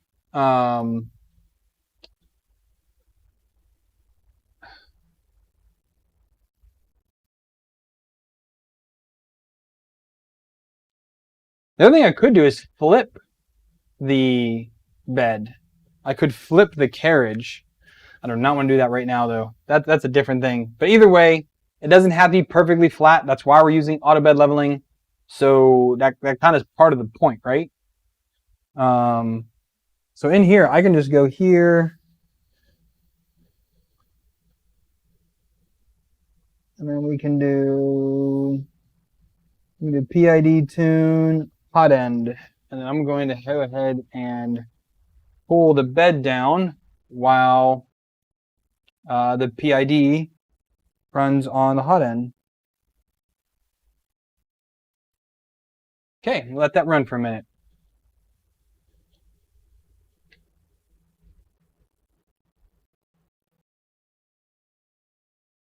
Yes, Judd, the gantry is level.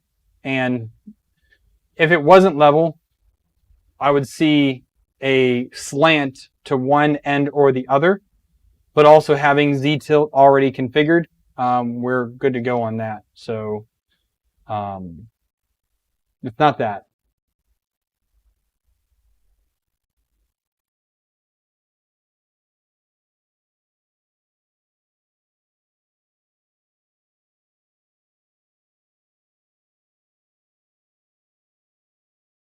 Yeah, I can maybe try flipping the carriage another day or taking it off and checking it. No,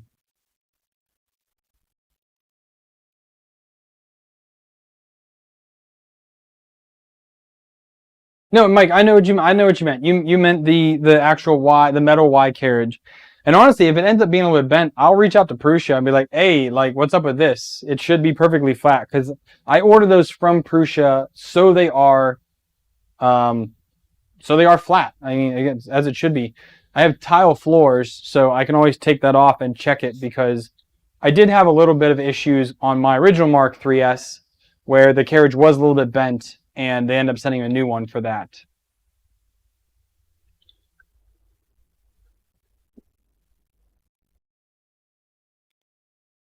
Well, Adam, you need to order a Prusa printer, and then you could.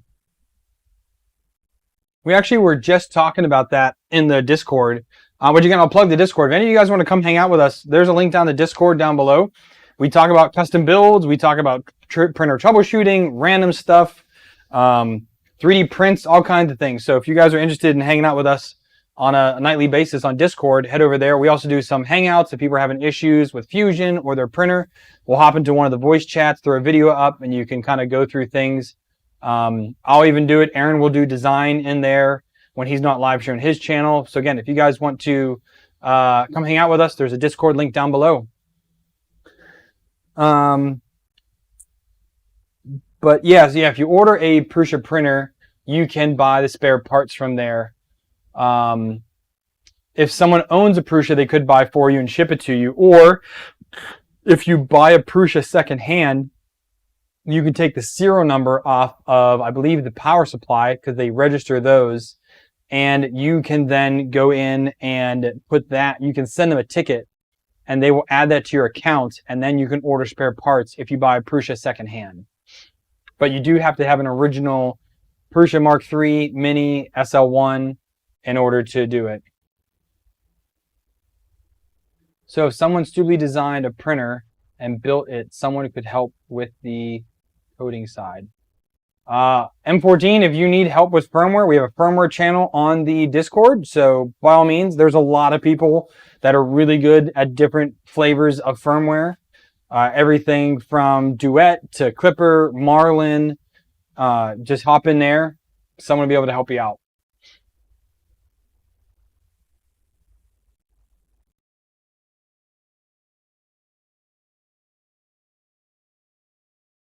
$17 likes right now. That's not too bad.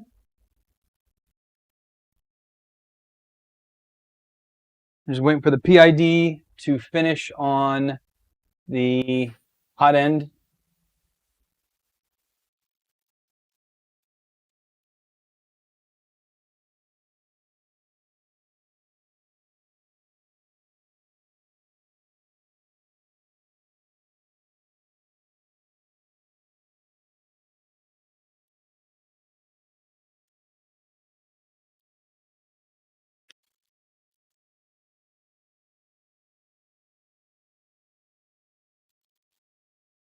Cadra's building a switch wire.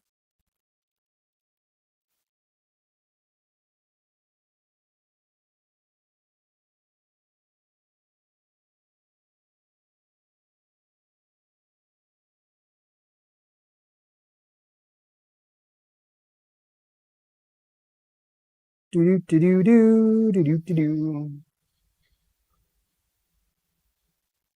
I do want to go ahead and. Okay, so here's the one thing I want to do.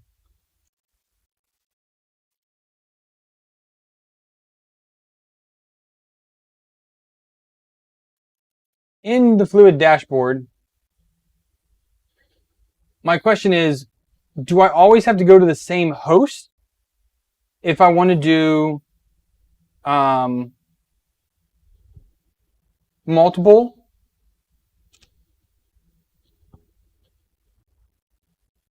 Now we can do save config, and that's in there.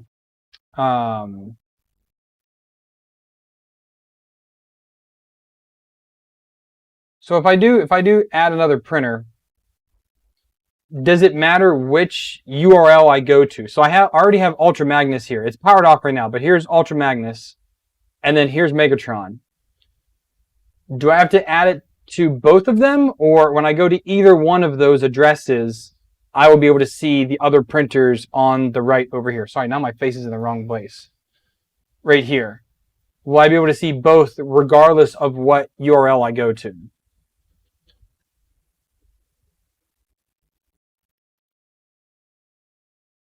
If I go here and I do add and I do ultramagnus.local to do HTTP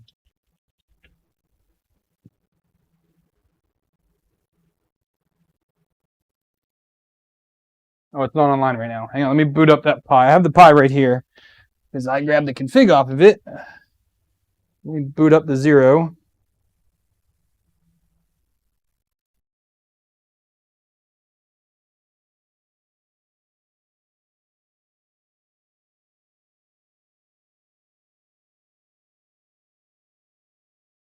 Mike's saying port. I'm guessing port 80 because I didn't configure it.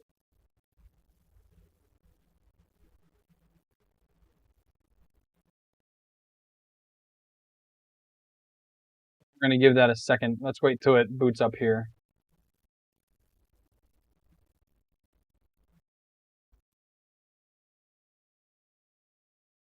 Oh, it's not booted. It's booting up right now. So I'm just waiting for it to come online.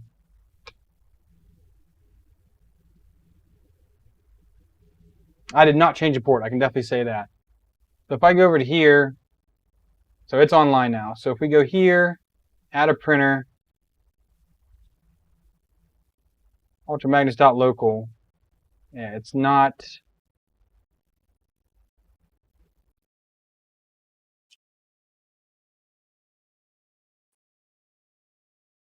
There it goes. Oh, okay, so there's ultramagnus there. And I can go here. And this is still named fluid. We need to change that.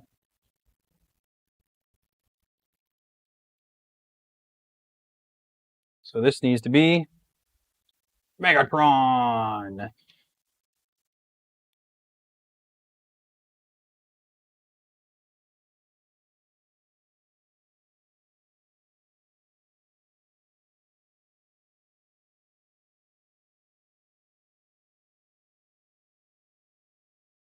Oh yeah, I want to do presets on MegaTron. So we're going to call this PLA 205 60 and then ETG 240 85. The dashboard, and here we have ultramagnus, and here we have MegaTron. Now the question is yeah, so I have to always go to the same URL because on ultramagnus, I'd have to add in http megatron.local. So now whichever one I go to, it's there. And we're going to go ahead and update these real quick. Yeah, somebody showed me the presets the other night. I like having those.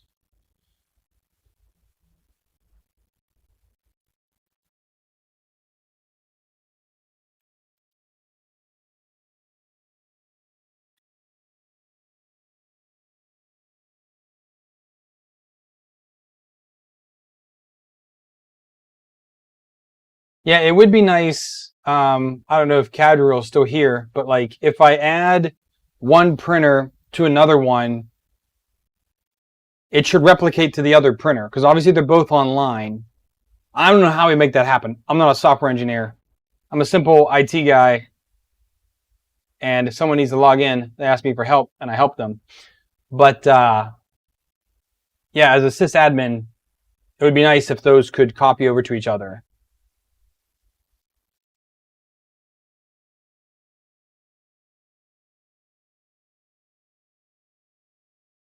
It's happening. Cool.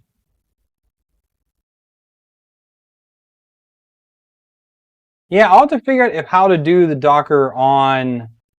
I mean, Jared, if you have any documentation on that, if you could throw it into the Discord, that'd be great because I'd love to hear more about it.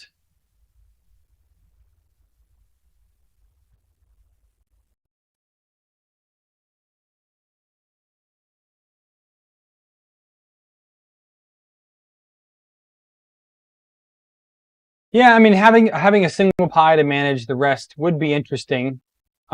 Just kind of do like a Pi 0 mounted up on the wall and manage from there. That wouldn't be too bad. That's a $10 solution, to be honest. You don't need anything hooked up to it. That's not too bad.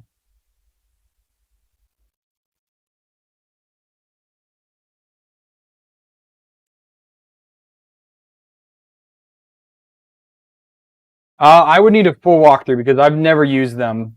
I mean, if you have it, I think you can do them on FreeNAS, TrueNAS, sorry, whatever it's called now. All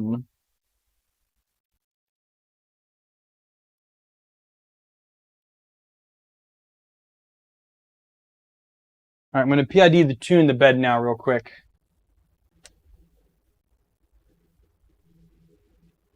I do not. I think there's one that you can put on there, but I don't know.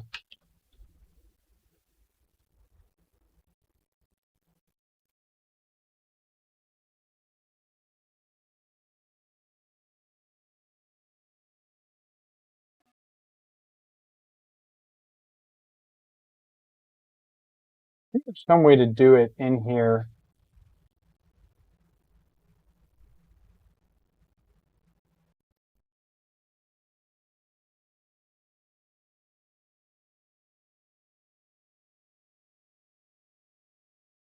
Yeah. Like I said, mostly I just use on here is Plex. This is the only plugin I have installed.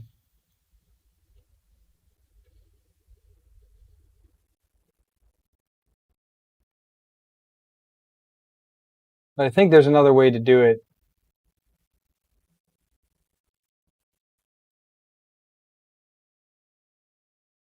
I thought they did in the jail into the plugins, because the plugins create the jails for you. I mean, I can create my own, but again, when you set up Plex, it creates the jail for that information, and then I have all my jails on SSDs because it has Plex run faster. Yeah, it's definitely something to try and figure out.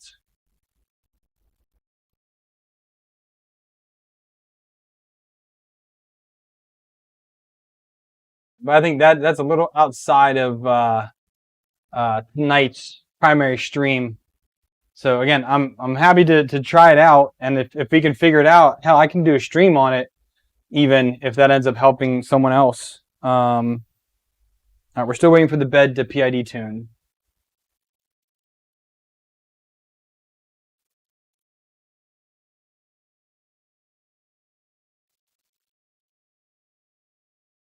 We can save that once that finishes.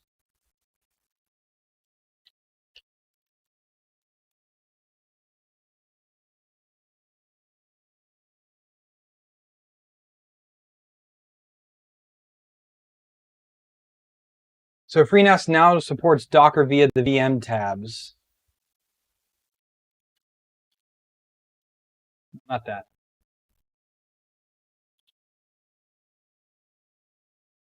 So we have the virtual machine tab.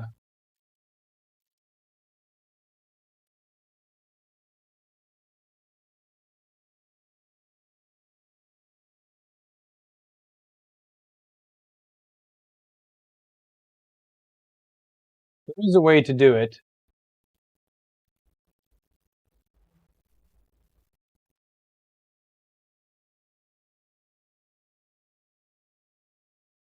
In here somehow.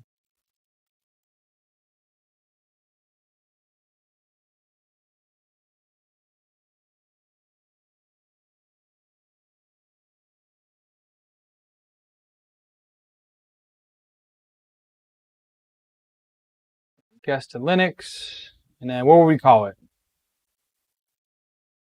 Yeah, it probably would be. Let's talk in the Discord on this, because I kind of want to just get Klipper finished up for this one and can kind of go at it.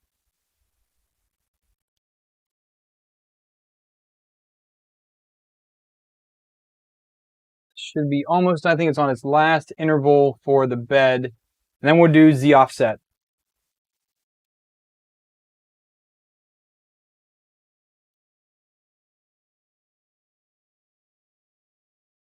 Left that on there.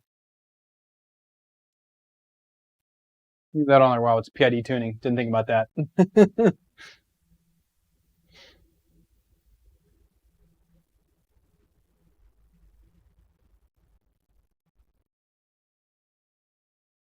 Yeah, and then to do the Kennedy told me I'm gonna have to look up again.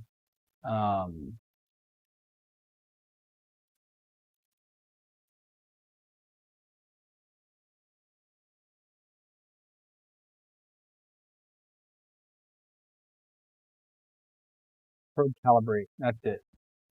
Okay. Remember the command for that.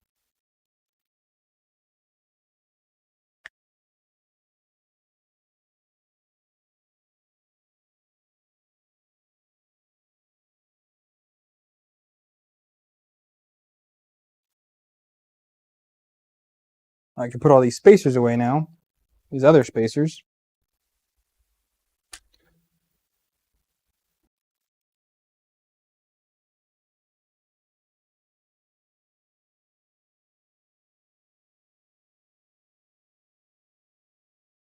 Are we on MegaTron? Yeah, we are.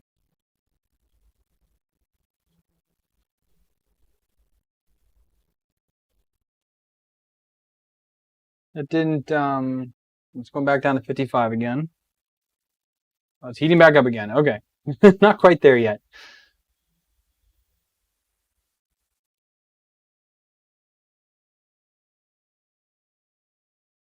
So Jared, you had put some info in here about the Prusa. I'm kind of curious on what some of the, I don't know if you have a ready available link or something like that for the actual config. So like acceleration, things like that for Klipper for a Mark 3S or a Bear. Because I mean, this essentially is a 2020 extrusion Bear printer, and we designed it as such. But I'm just curious what, speed and max velocity, acceleration should be, Z velocity, things like that should be for a Prusa style Bear printer. Because the machine is very capable. Again, it's running the SKR 1.3. It's running LDO motors. I mean, it is very capable.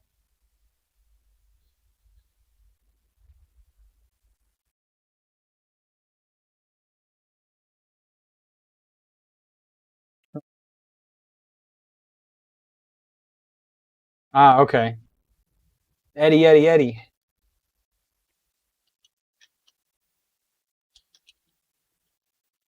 Let's see if I can find something. Klipper config for a Prusa Mark 3S Bear. Here we got something here. So let's take a look at this together here.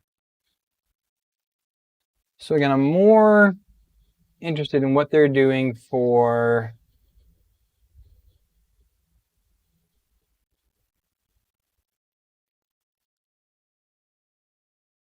printer. So max velocity 300, max excel 1500. That's pretty low, isn't it?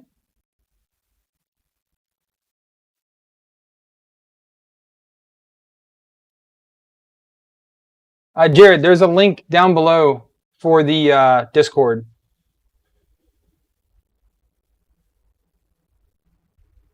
It should work. If it doesn't, please let me know.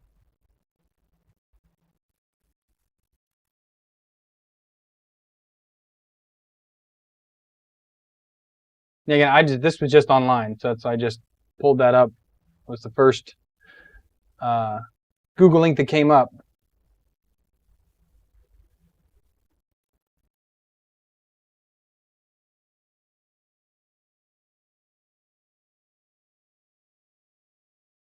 There's another one. This is for Rambo. Yeah, again, very slow.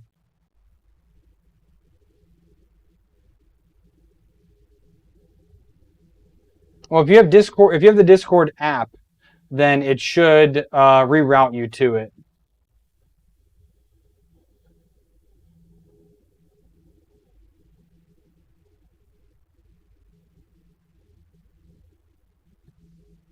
We're still going, man. We're still going. That bed PID. There you are.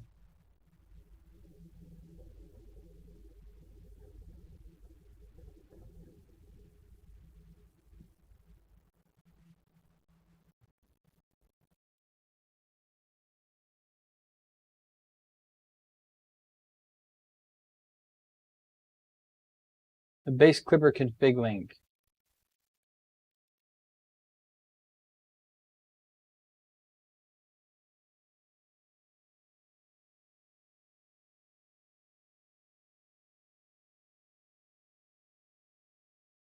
Back down to 55.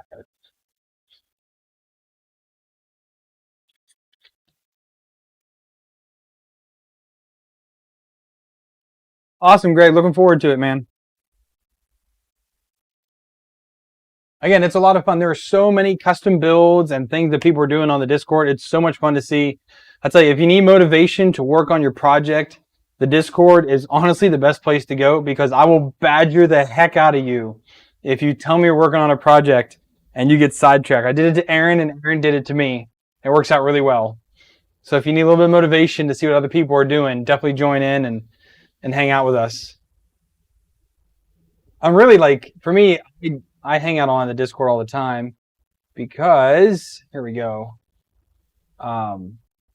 It's so much better than like Twitter or Facebook or anything else. So, all right, let's see. Let's find printer. 1,500. That's it.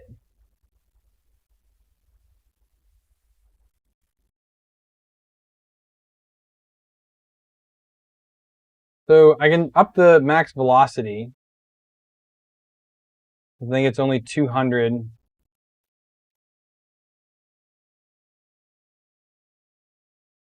So we can do this up to 300. And then Z velocity is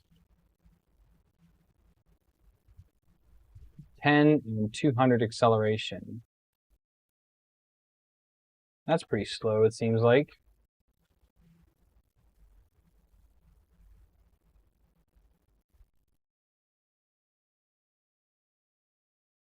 We'll leave this at 25.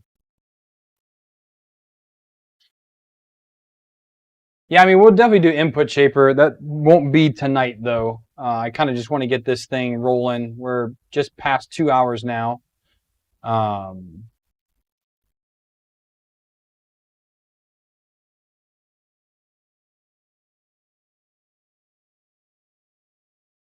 again, I do have, these were the input shaper from Ultra Magnus, so I just commented those out for now. Once I get ready to do the testing on this, probably do it throughout the week, and then come back on Friday. We can look at some results, things like that. Or maybe I'll just can it and leave it for Friday. We'll kind of see what happens. I'm at work every day this week, so that's the kind of rough part.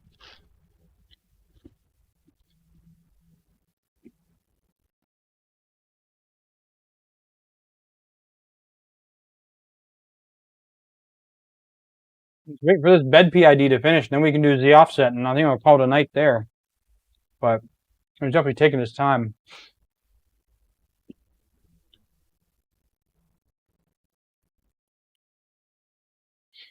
Eddie, hit that subscribe button and the bell, man.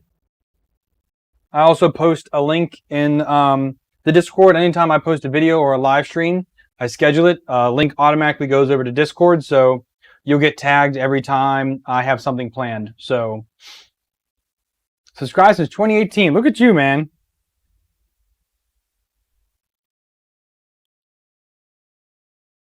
Yep, this summer I will cross the 5-year mark on YouTube this summer. So, it's been fun.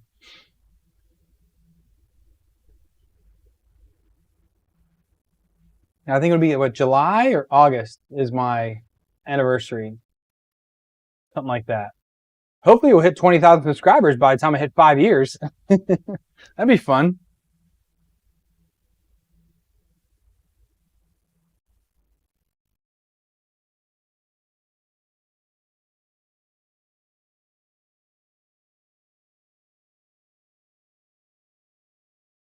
It is, I mean, a lot of people have said they thought I was full-time, but I'm not. I just do this at night. Kids go to bed, wife goes to bed. I'm down here in the office hanging out.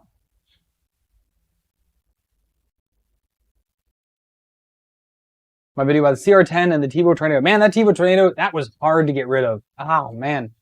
That thing was a workhorse for me. But I just needed to make room for new printers. And I'm kind of sad I did, because the JG Aurora is just not great. But I had to make room for new stuff. That's kind of the one thing about being a YouTuber is, and moving so much, I can't keep everything I get. So I have a bunch of printers that I need to get rid of. There we go. Now we did the PID. So now I can do, now that we're in here, we can just do save config. All right, and now we're saved.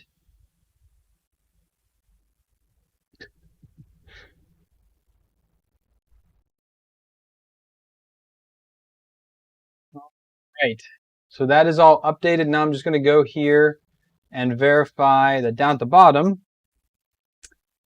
we do. So we have the extruder PID and we have the heated bed PID. So that is now in there, and great. So now we're going to do, what did I call it? What was it called again? Probe config, probe calibrate. So probe, or we got to home first. So let's home it.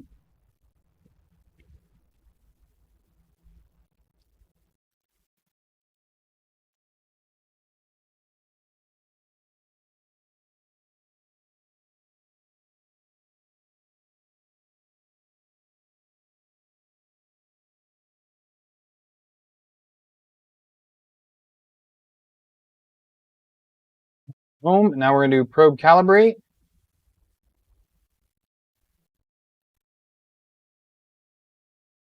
And now we're going to bring it down.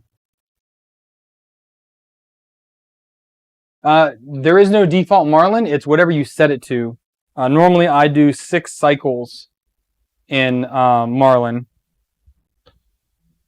Where'd my paper go? Here is the paper I use all the time.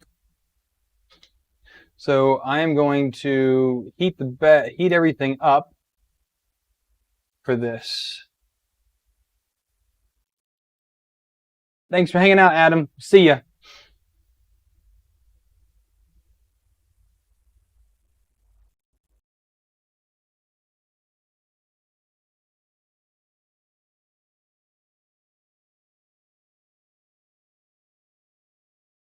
So then now we need to do the, what's the command for that?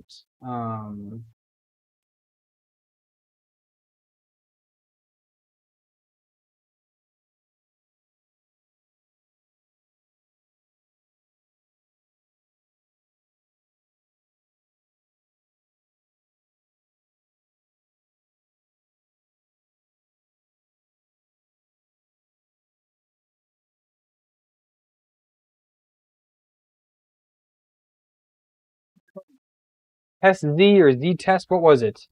Oh,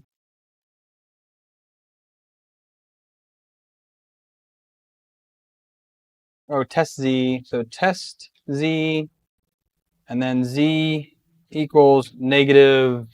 We got to go down a little bit here. So let's do -1.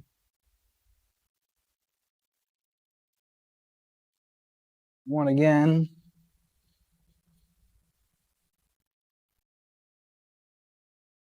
Okay. Now we can do test Z -0.1.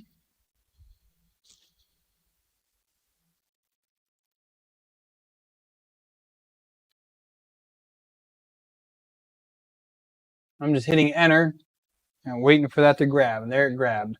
So we're going to go up 0.1, and we're going to go down by 0.05 now.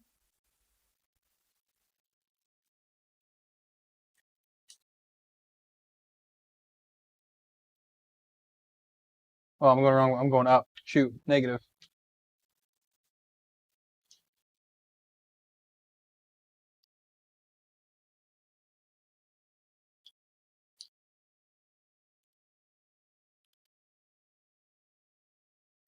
Feels pretty good to me. Looks pretty good to me. I think that's all right. And then accept, right? And save config. Click the button. Yeah, Cadro, I think something for Z offset would be nice to add in, or maybe, I don't know if you could make like one of these tiles up here.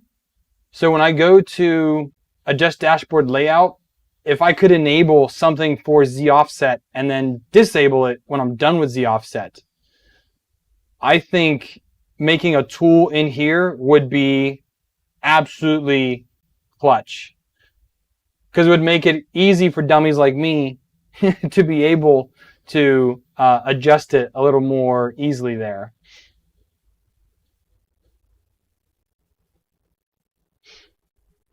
Now, the last thing we're going to do here before we get off stream is to set up and Prusa Slicer. So we're going to switch over to,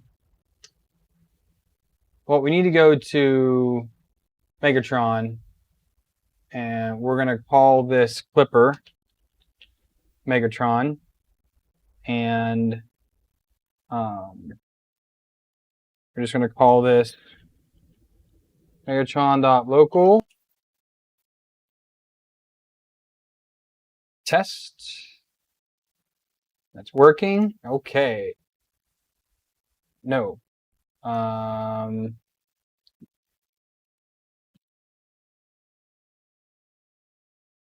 Why does it matter?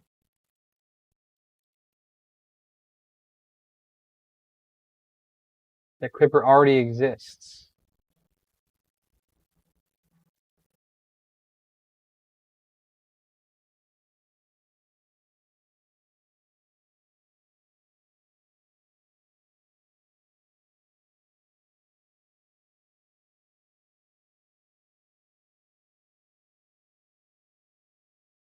Will this overwrite the other one?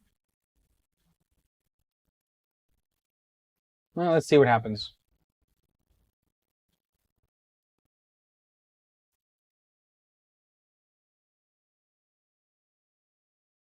We have Klipper MegaTron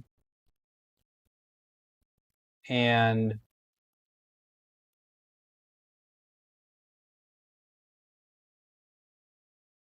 Ultra Magnus. It took it away from Ultra Magnus. But this was Klipper. Ultra Magnus.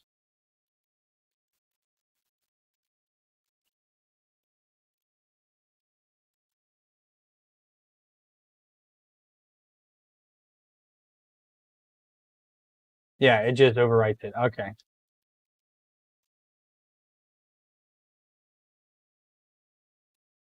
So that's annoying. So we're just gonna do 1P. And Klipper Megatron. And then Megatron.local. Test it. It works. Okay. So the thing to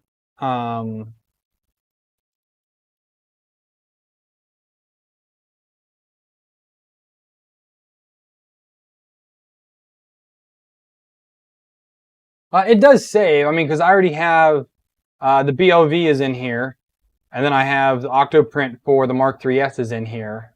So I already have it in here. This one is nothing. Yeah, delete that one. But yeah, so I want to go to Ultra Magnus, and it did save. Okay. So we're going to copy this, and we'll go over to Megatron, paste it there. Nope, cancel that. Megatron, discard. Paste that there, save that. Okay, back to Ultra Magnus, print end. Go over to Megatron, paste that in there, and then M600 for the change G code, because I created that. That should be good.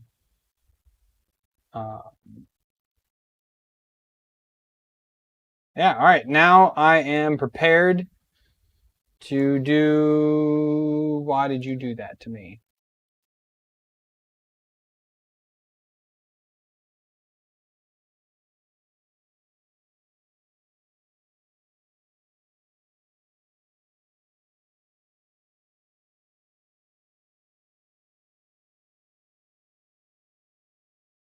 There we go. Now we have Megatron's bed. This is so I know which printer I'm working on. Some people think it's stupid. I don't really care what you think. I think it's amazing because, yeah, it's amazing. So I do have one last thing I want to check on here. So I want to go to here. I want to home it. And then we're going to figure out our Z height real quick because that's one thing I've never actually really figured out on this printer.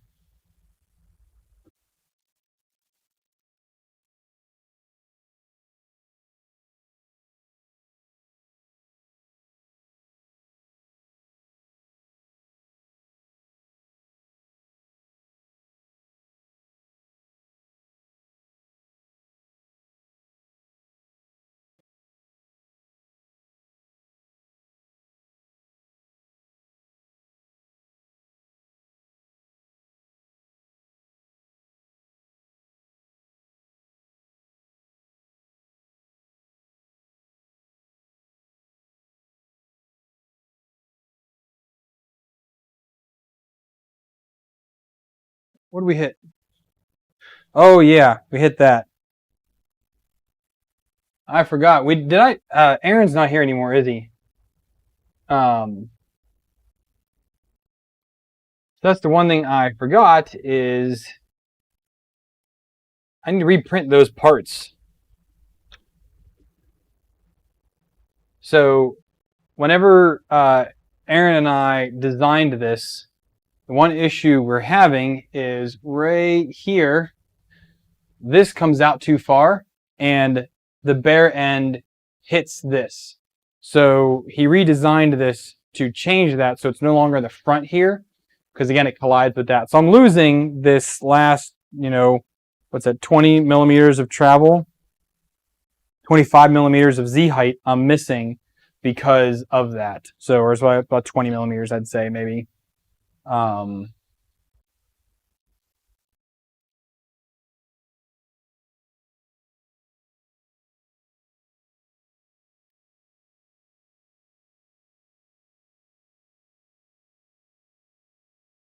There we go.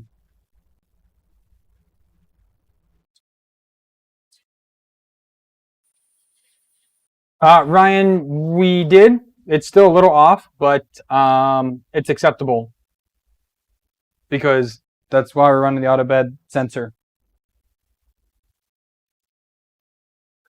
We got it to this rate here. I have not run it since I did the leveling, so I might try it one more time just to see if that is proper still, but that's pretty much what it is. And then back into here, we'll go ahead and we'll just set this to 215 for now. But it ends up being about 230, 235. I thought you did, Aaron. I was just saying that I know we talked about it and I thought you made them, but either I didn't print them, it's probably the case, or I didn't download them, which is also the case. So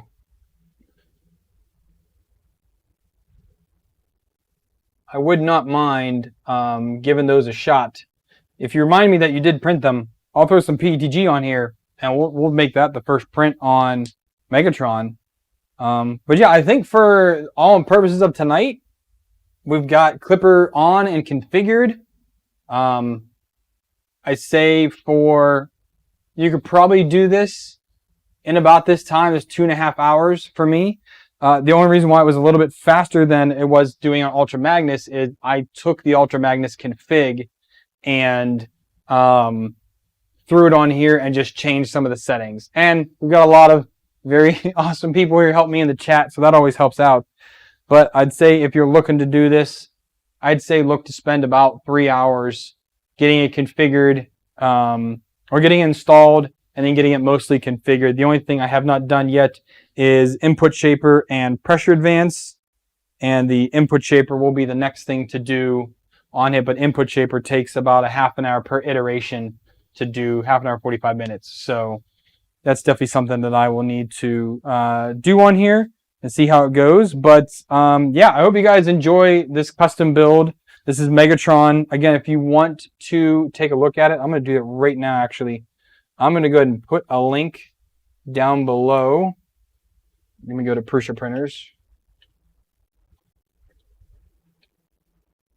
And I will put a link in the video description. So if you want to check it out, I will have it there for you. Let's see my profile. I did upload it to Prusa printers. There she is.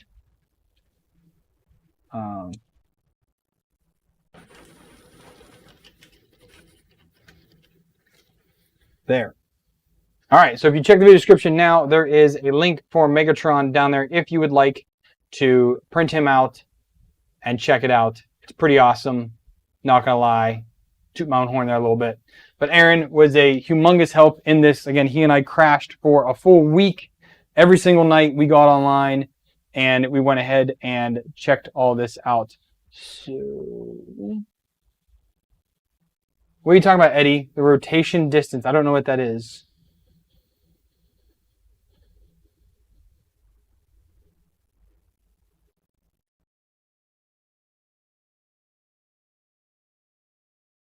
I don't have rotation distance in my my thing. So, Liam, is Octoprint worth it?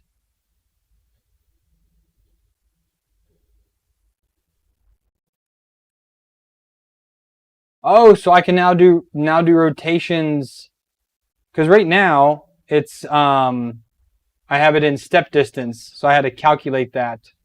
I still need to do E-steps on here before I actually do a print. So that actually reminds me, I will do E-steps on here before I print. But that's interesting to know. Liam, is Octoprint worth it? Have a Core XY machine. So Klipper is not Octoprint, but it runs off a Pi. Octoprint, if your power is stable, Octoprint's really cool because you can do a lot of fun things. You can do time lapses. You can connect. You can interface with it via a web, like I'm doing here with Klipper. I am doing it via the web. You can do the same thing with Octoprint. Interface with your printer. Klipper is a little more intimate with your printer, I think, than Octoprint is. But Octoprint has more functionality to it because it has so many plugins and things. But what people are telling me is you can install Octoprint side by side with Klipper and it changed the port of it. I have not done that yet. I've only had people talk about it. I would like to check that with this printer specifically because I do have the Pi 3 on it and I can put a camera on here. The Pi 0 doesn't play well with a camera. So I think it's fun. I don't have it on a lot of my machines. If you only have one printer, definitely worth it in my opinion. If you're like me and you have 20 printers, not so much. So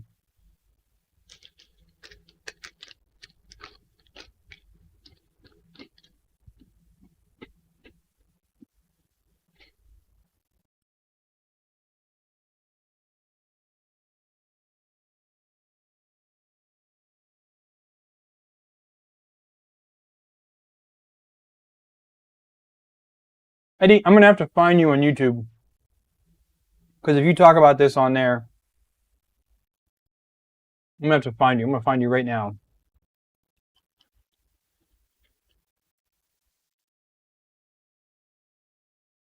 Eddie the engineer, there he is.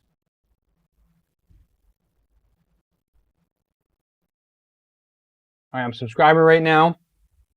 Here's Eddie the engineer. And I would definitely have to check out because if he's the one doing all much Klipper stuff, I'll definitely be watching it. Rotation distance, there it is. 2 weeks ago you did that.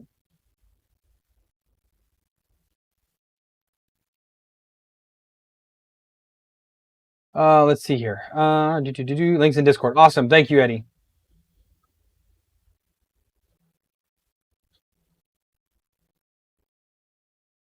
What is the smooth rod length on the x-axis compared to lumen extrusion length? Are you talking on this printer, David, or something else?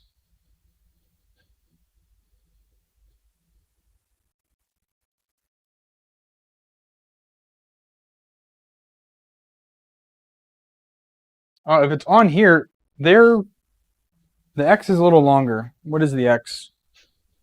I have the Fusion file in the if you go down to MegaTron on Prusa printers and you download it, you can download the Fusion file and input that. So the X on here is, what are we at? Come on, like that. So this is 333 millimeters.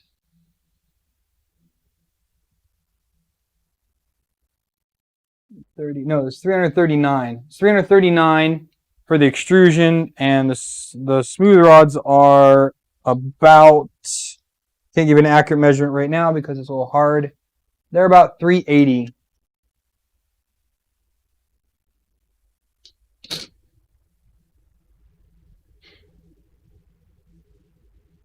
Voltec, you got here at the end, brother.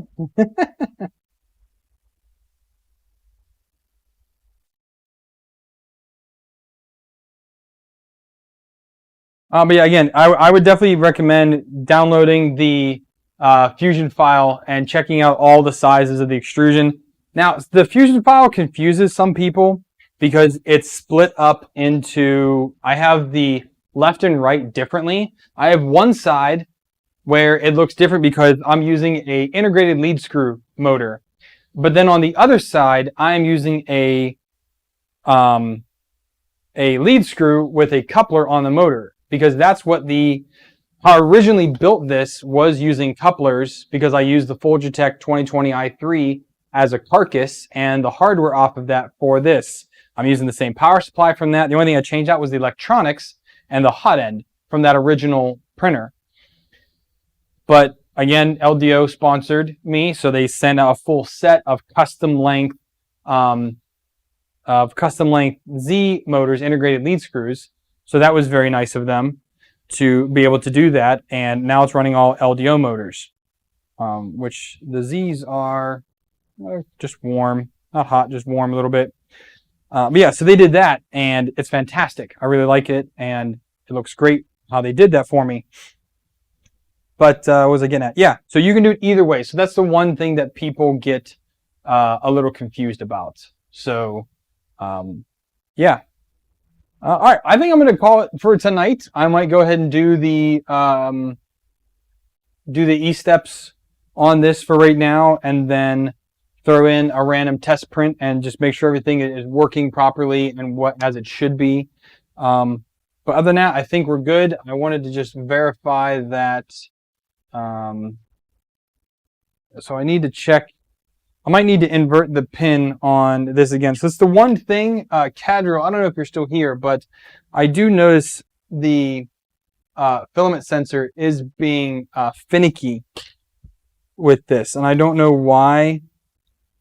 But I might need to print a new flag for this. But yeah, it is stuck in this one again here. So I don't know why this is getting stuck so much, but it is stuck again in this one. So I'll need to figure out what is wrong, or I might need to hit up Greg. He hangs out on the 602 Discord, I think, and ask him about it. But the filament sensor is being a little bit strange. I don't know why it's being so weird, but right now, like, it's saying that there's filament in there, but clearly this is not on the flag. And when I pull it over, it doesn't change at all. So there's definitely something. Yeah, it's definitely being weird. I'm wondering if before this motor was getting too hot, wondering if it deformed my print a little bit, or at least this part. Maybe it's just a poor print. I don't know, but I'll need to figure that out because that's not acting properly. Eddie, I don't know, to be honest. I noticed that, like, randomly it needed me to flip it back for one time. But again, right now it's just not quite sitting there as it should be.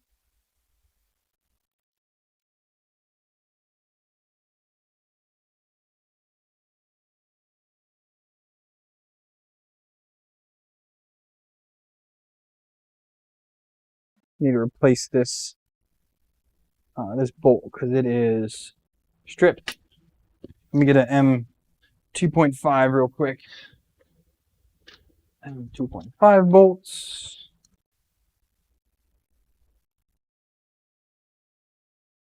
New one.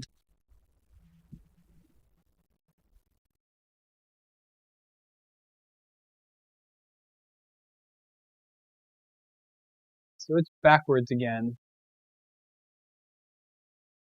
So I think I would do need to print a new flag for this one. I can do that on the Bear real quick, but it needs to be flipped again.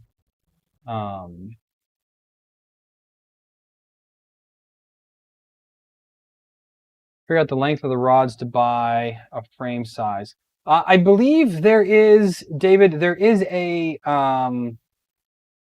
somewhere there's a configurator for an i3. I know there's a Core XY configurator. There might be an i3 configurator as well. So basically, if you set in that you kind of go. But again, if you want to buy the Prusa bed or a Prusa bed knockoff, the file for MegaTron will fit it perfectly for a Prusa bed. You can just make the Z as high as you want. That's kind of your only limitation. That's the only thing you can add to it. The X and Y are perfectly sized for the printer. It is just the Z you can definitely go higher on if you want to, and that is completely your call.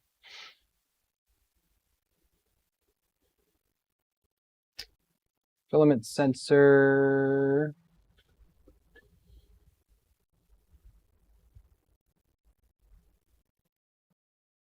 Where's that at again? Bang that and save and reset, and then see how that does.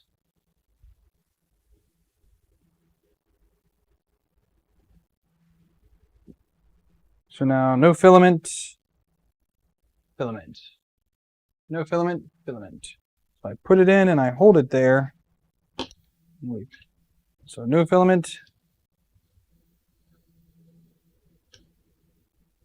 Yeah, it's not quite tagging 100%. So I'll definitely reprint that and we'll see how that goes. All right. I've got some work to do, so I'm going to call that a night there, guys. Thank you, everybody, for tuning in. Thank you so much to all the new people that came in that helped out with this. You guys are awesome. Again, please consider going down below and joining the Discord. We talk about all kinds of things there, especially me with all these crazy builds I'm doing. And I love to have people help me out because it really makes the time a lot easier. And the easier that I have, honestly, the better I can show off different things and I can help people hopefully learn from my mistakes because I've made a ton of them with all these machines. Clearly, this one right here is a mistake as well. So thank you for tuning in. If you guys will support the channel, help me build machines. There's some links down below, Patreon and affiliate links. Go ahead and use those. If you want to build this machine, there's links down below. Consider using the affiliate links to buy any of your parts. Again, greatly appreciate it. I'll see you guys Friday night. We'll be working on something cool. I'll see you guys there. Happy printing.